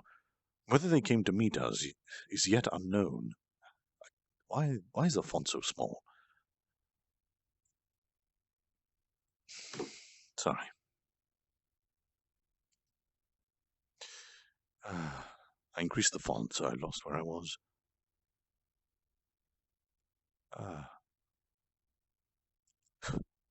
I apologize. Yes. Whether they came to meet us is yet unknown, but that they know each other is certain. So we went straight to introductions. When I introduced myself, so you're the one this time's main character, huh? So why are you being hunted? Oh, it's a pleasure to meet you. I have never heard of a slime becoming a demon lord, they said, surprised. While I'm being hunted, huh? But why am I being hunted, huh? That's what I would like to know. No idea, really, I said, and summarized the events up until now. While we were at it, I had them tell the tale of how they met Veldora and Ramirez. They're a friendly bunch, but I couldn't analyze the depth of their powers. As expected, all I knew was that they are demon lords. After listening to my story, they thus decided. While I shouldn't let my guard down, the demon lords are hardly united. At the moment, these two do not believe I had killed Carrion, with whom they are good friends with. While they certainly believed I was capable of it, Crucius's testimony convinced them otherwise. But if I did not have proof, my subjugation may have been decided by a majority vote. Though this is puzzling, had I first called myself a demon lord and killed Carrion, there would have been no problems. But if I were to trick and kill Carrion first, and then call myself a demon lord, that would have been no good. Such are the rules of the powerful demon lords, it seems. So, since this time the banquet was hosted with the premise that I killed Carrion through deception, my subjugation would have been certainly agreed upon. Carrion excluded, I now need to get 5 demon lords to object to the request to overturn it. Good thing I discussed these things with the participants. In other words, I have fallen into someone's wicked trap, and this realization caused anger to boil within me. Though we haven't met, the culprit is Clayman. The problem is Milim, who has supported him. If we solve that, the Demon Lord's anger would no longer be directed at me. Of course, trying to fight all the Demon Lords at once would be suicide. I mean, I can't perceive the power of the two before me, so there's no reason to start a pointless battle. Of course, that's as long as they don't challenge me. But Demon Lords are unexpectedly receptive. These two believed my words, though maybe they're just that pure. Veldora, while in the middle of learning to repress his aura, was talking with Dagrul. Somehow, he saw the value of my habits through reading the holy text, manga, and stopped pointlessly releasing his aura. He's really excited about having his opponents underestimate him, only to freak them out by suddenly releasing it. The monsters of the city, as a result, can live in peace, so we're certainly grateful, but it's still strange. I know what manga's knowledge he filled his head with, but this does bother me a bit. In short, his brain has been replaced with manga. Dagrul is enthusiastically listening to his explanation, nodding and agreeing. In the first place, as a giant whose power increases due to anger, he doesn't release that much aura. In fact, right now his aura is that of a normal human. Surely he has already heard everything Veldora has to say. So, in other words, if I learn to control my anger, I will obtain new powers. Somehow, an outrageous conversation reached my ears. Hey, there's no way a demon lord called the Continent's Anger could control it and turn it into energy. Besides, I wouldn't want a demon lord who once fought Veldora growing any stronger. And anger runs in the giant's veins. He's currently a large man, surpassing 2 meters in height, but when he goes all out, his body grows 5 times as large. So a rampaging 12-meter-tall giant, a truly troublesome demon lord he is. When he was introducing himself earlier, I thought from the bottom of my heart that he was a demon lord I did not want to have visiting my city. So he's the Hulk. Anyways, it seems that they have decided to have him practice to control his anger, but that's no longer my problem. If he fails and rampages in his own city or country, I'll just be happy if he doesn't come to complain to me later. The other demon lord, Dino, is having a friendly conversation with Ramires. They seem close, and their conversation is smooth. That's probably because Dino was once, a long time ago, in her care, so he's addressing her politely. By the way, Ramires, haven't you shrunk since we last met? Nothing I can do about it. It hasn't even been 50 years since I was last reborn. That must be inconvenient. Have you inherited all of your memories? That I have, but the spirit regresses along with the body, you see. Well, since I am the strongest, this kind of handicap is natural. You don't say. Tell that to Guy, and he'll pluck your wings out. Bah! Do you take me for a fool? Why bring up such a small fry? Though I can easily take Guy out with a single punch, I just don't feel like it. This, too, seems like a fun conversation. Seems like Ramires is panicking just from hearing the name Guy. If her mouth's running off that much, he must be a truly dangerous guy. So let's make a mental memo. Guy is dangerous. Like this, I might be able to avoid danger someday. So no ridiculing her. The conversation eventually led to them discussing their subordinates. Ramires was proudly showing off Beretta. With him, I can finally pay back the demon lords for calling me a runt and loner. Even you are no match for him. Can I break him? Huh? Of course you can't. If you do, I'll go to Guy and have him punch you as a punishment. Or so I say. But isn't this amazing? If I look closely, he's truly dangerous. Dino, whose eyes were half asleep until now, suddenly opened wide, and pleased by the result. Right. Well, now even my persuasiveness must have increased, she said, while trying to emphasize her non-existent chest. Well, I had built him, though not that I care. Whether Beretta is fed up with her by now is unknown, but he's silently carrying out his guardian duties. Things continued on like this for a while, but then I decided to ask, by the way, where are we headed? We have been continuing down this path for a while, but you two do know where the banquet is held, right? Oh, and you're not bringing anyone with you? From what I could see, they were only happily walking nowhere. Upon hearing my question, the two looked at each other and laughed. From what they said, they didn't want to oversleep, so set off a bit early, and upon spotting us, decided that we might as well journey together. In any case, we don't know the way, and neither do they. But, well, we'll have someone come and get us, they said, carefree. Since we were getting tired from walking, we decided to have some tea. I took it out from within my stomach, and setting some tableware and sheets, started preparing it. If someone would come and get us, we might as well have waited in the city. Well, I guess I should be happy to have met 2 demon lords. While I was taking out the lunch that Shuna had prepared, these 2 were behaving themselves. Since she made quite a lot, we could easily serve 2 more people. The taste, of course, received rave reviews, as expected of Shuna. By the way, Shion was not permitted to cook, though she does possess the unique skill cook. Not knowing the basics makes it a huge waste of talent. After the meal, while we were enjoying the tea, "By the way, are you not bringing anyone with you?" I asked. They brought Dagru's 3 sons, or generals, and 5 captains with them. Since generals and captains have participated in the banquet before, they thought it should be fine, but his sons are here for the first time, so they're bound to cause problems, he said. Is that fine? I wanted to ask, but couldn't. Dino has no one with him.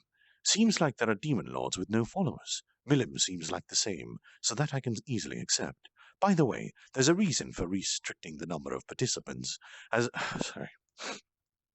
a long time ago, there were demon lords who would bring over 100 individuals to flaunt their power. Some had their countries reduced to ash, so came seeking to be annihilated.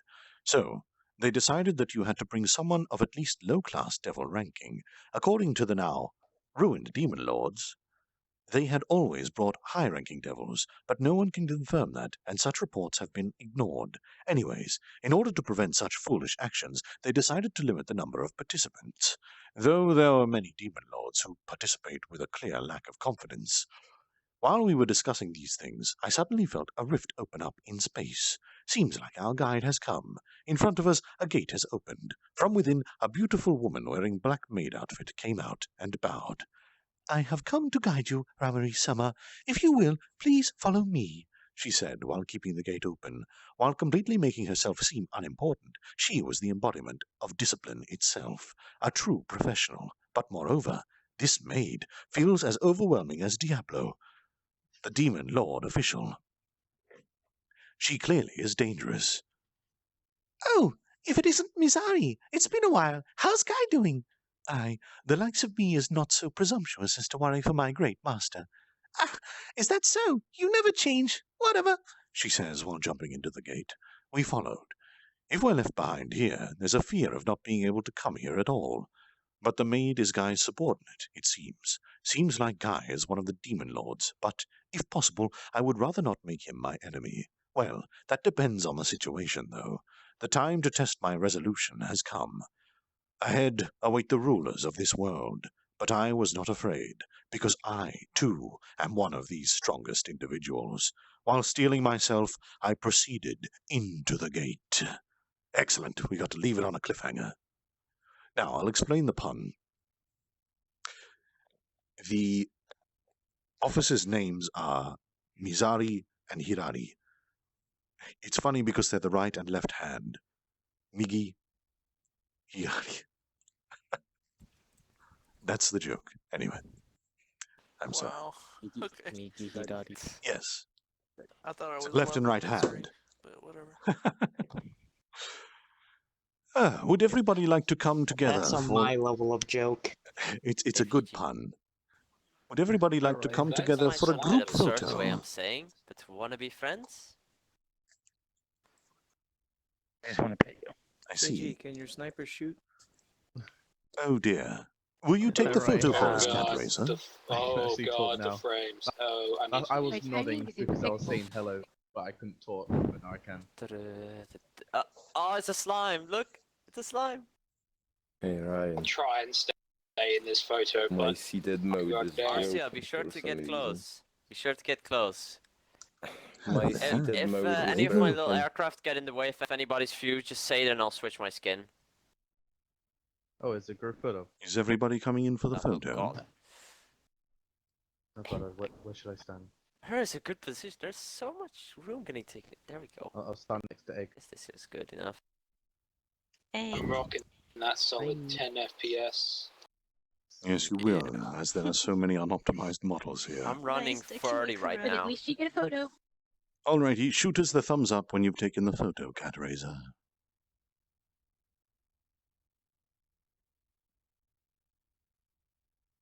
Oh, we've got a late addition to the party. I wonder if Cat Raiser has crashed. I actually had to go do something, and the second I got back, y'all were done and getting ready for pictures. I was like, impeccable timing. Indeed. I get to go eat. Excellent. Thank you very much, Cat Raiser. Thank you for being a dedicated photographer of the VR world. God, too many people around. Okay, Oh, I'll see you God. next time, Magnanix. Hello, It's too complex. There's too many things going on. Goodbye. That ain't gonna. Good night, Magnanix. Oh, I'm not going just yet. Fist bump. Even a cuter avatar now, Ryan. Let's see what's going on. Oh god, there's so much stuff going on. Hello, my old nemesis. Yes. Hello. It amazes me how many people are in this. You gonna get any sleep this morning? Oh no. Oh, yes, I will. The pillow is being sent to Joey Bagels. Just trying to do the announcement. Send that pillow. That we made. Hello there, little bagel. Just How like are a you small doing? little announcement. Hey, Ryan. It's the new Ryan. Over here. The I see you, Ryan. One moment. Yeah, I spent like 3 hours. I could actually see you this It's time. extremely loud after the event. Let's go in the streaming seat. I have 2 friends listed for one account, and you're not on the. There we go. Look at all of those people. Oh, right. I don't think I've shown the stream, Mr. Me's room. This is Mr. Me's room. Let me change into a more suitable avatar.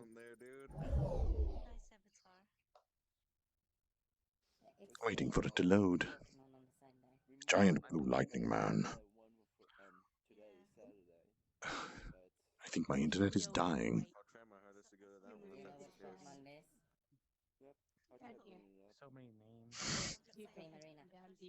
Eventually I'll load. Oh, there we go. Do you like your piano, Mr. Me? I'm so glad. See you, Max. Thanks for the reading. I'll see you next week. You're welcome. And so this is Mr. Me's little room. With a Vive and a computer. Browsing a very good channel. VRChat dancing, always be dancing. 3 likes. This is a very powerful video. I should update that. I should have it actually do a little animation. I feel like I fit in.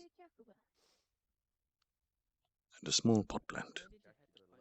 And Mr. Me's bed.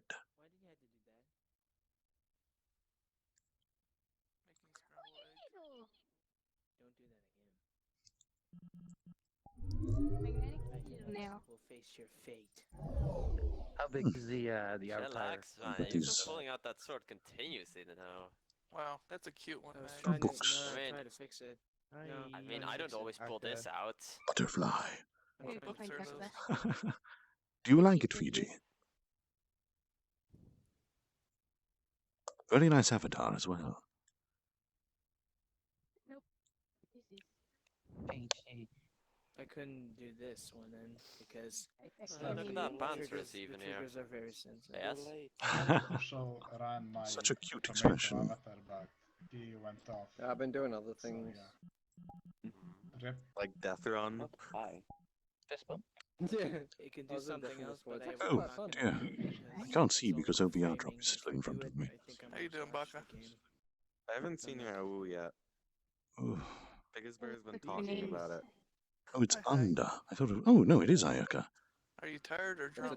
You have a clone here, Ayaka. There's too much going on. I don't know what the heck I'm meant to do in this situation. I've been hungry for the There's last too many 2.5 people hours. around. Ayaya has a clone. Oh So your arms are like my. stuck straight up. Just chill. Why? Why are That's you in a hilarious. Ruby Oh, model? it's Panzer. My friend is gonna hate this. I've met you so many times. It's worse, you have VR. You sleeping, Memo? You go to sleep. I am Are you going lagging now, so How's Mama? your loading? much. Oh, you're bigger. No, she's making all the Ruby models. I'm still waiting for myself to load. Hello, Panzer. So you'll probably see me down here. I forgot about that one. I don't know We who's actually speaking. have like Fiji water. I assume it was you, It's Daniel. right here. Shockwave. Right here. How are you doing, Panzer? I wish I could do my Boy. explosion, but I can't. If I do that, I think if Ryan I left. do that, the game will crash. Yeah, Ryan Hi, left. Panzer. Flag in a bit. I must not point. I probably gotta go too. Nice effect. I can't point. If I point, it triggers. Yeah, I need to go get something to eat. It was a good reading, Max. It was long. Oh, hey! I loved You it. no longer I think I'm slime. gonna go ahead and look for a world. Magna, can I just So say you have, you're in your your voice is score right amazing. now. Thank you very much. I might want to do some It's a hide sexy and voice. seek. Magnanix. Hide and seek, eh? Hello? Able I to gotta be go now. Hi, Troy. accessed by... Proxy! I don't know God what I damn it, call that my is character cute. is Adorable. Thanks. Hi, Proxy. Okay. Never mind. Hey, what's up, Shockwave? Portal to Hello. player. What player is I'm talking gonna get a about? heart What attack. the- Oh, boy, leaves audible. That I was an think Awu. it's the racing Miku to my left. Time to go. Get close, I need to get a because small Totally. avatar and next God time. damn, that is head adorable. doesn't want to open. That's how you get diabetes yeah, right see, there. I'm now definitely now going does to be open, making look at one that. where I can merely go, Let's see. Nya. Thing is... Right, okay. Yeah. Oh, that is awesome. Yeah, yeah, You're like a chill cat. Yeah. Yeah. Alright, enjoy y'all's day, Hello, guys. every Nya. Or night. And how are you doing, little bagel? Is that piano for... Oh, shit. Is that piano for Takayama? You're doing well. Did you enjoy the reading? Don't know. Don't know you play piano. You're going to sleep now. It put you to sleep. Ah. I'm surprised that we don't have any more sleeping people here. Generally, a few of the chairs are filled with them. I guess it was too riveting, too exciting for everyone. Kept you all on the edge of your seat. People. Every time. Hello, Doodle. How's it going? Does it carry the descriptor too? Oh, that's awesome. So many people. Oh, it's right at the mouth? Oh, I've got okay. something to show you when it's less laggy. All right. Do you want to respawn? Oh, You can show me over there. Yeah, if it's not laggy over there. I'll be back in a few minutes. Okay. Everyone Panzer. respawns. This is where everyone follows, and I'm gonna start lagging. Oh, I've got the sound bug. Alright, That's a I shame. might be able to do it with a little bit of lag. Nag's body yeah, pillow. don't need sound, just saying. Oh, you're at a height I can pet now. And now the sound is Just let me know when it loads. Waiting Oh, for no. it. You have loaded. Vegemite! No. Alright, wait. Are you about to play the happy little Vegemite song? No, Ah. I don't have the song. Damn. Oh, that is cool. Yes! Oh! Oh, yes, Vegemite. I love it. Oh, that is great. You can force feed Vegemite to everyone. It's good, eh? That is I've amazing. got to do it to Nags, though. I've got to get them with it. That is very, very clever and very well done. I approve. I even like how you got your little Australian seal. Yeah. It didn't look that great in Unity, as I was hoping it turned out pretty good, but it seems to be. Is this why you needed to split the UVs because of the mirroring? Nah, that was on a different model. I gave up on it. You know, it would be quite good on this one. You could have the Vegemite label at the front and all of the dietary information at the back. Like a true can of Vegemite. Can. What am I saying? Jar. Yeah. Well, I hope you don't mind, but my entire stream just saw that little secret.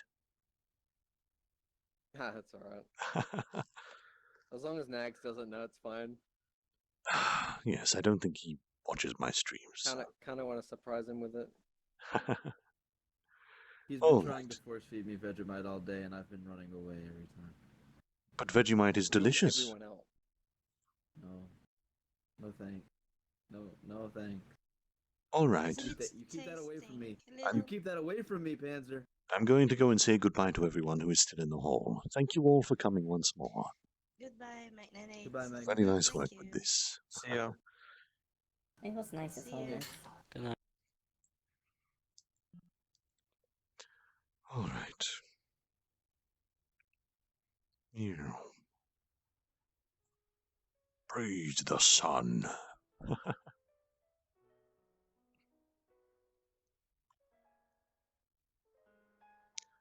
Thank you all for coming to the reading. If you have not yet voted and are within the US time zone, make sure to check my Twitter, as it has information on the upcoming US-friendly reading time.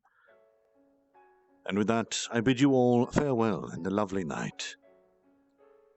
Goodbye. Take care. Have a good night. Bye, Mac. Farewell.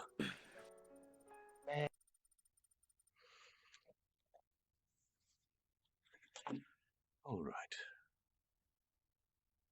Now I need to... Oh, I dropped a few frames there. Oh, that's a shame. I hope it wasn't too unbearable.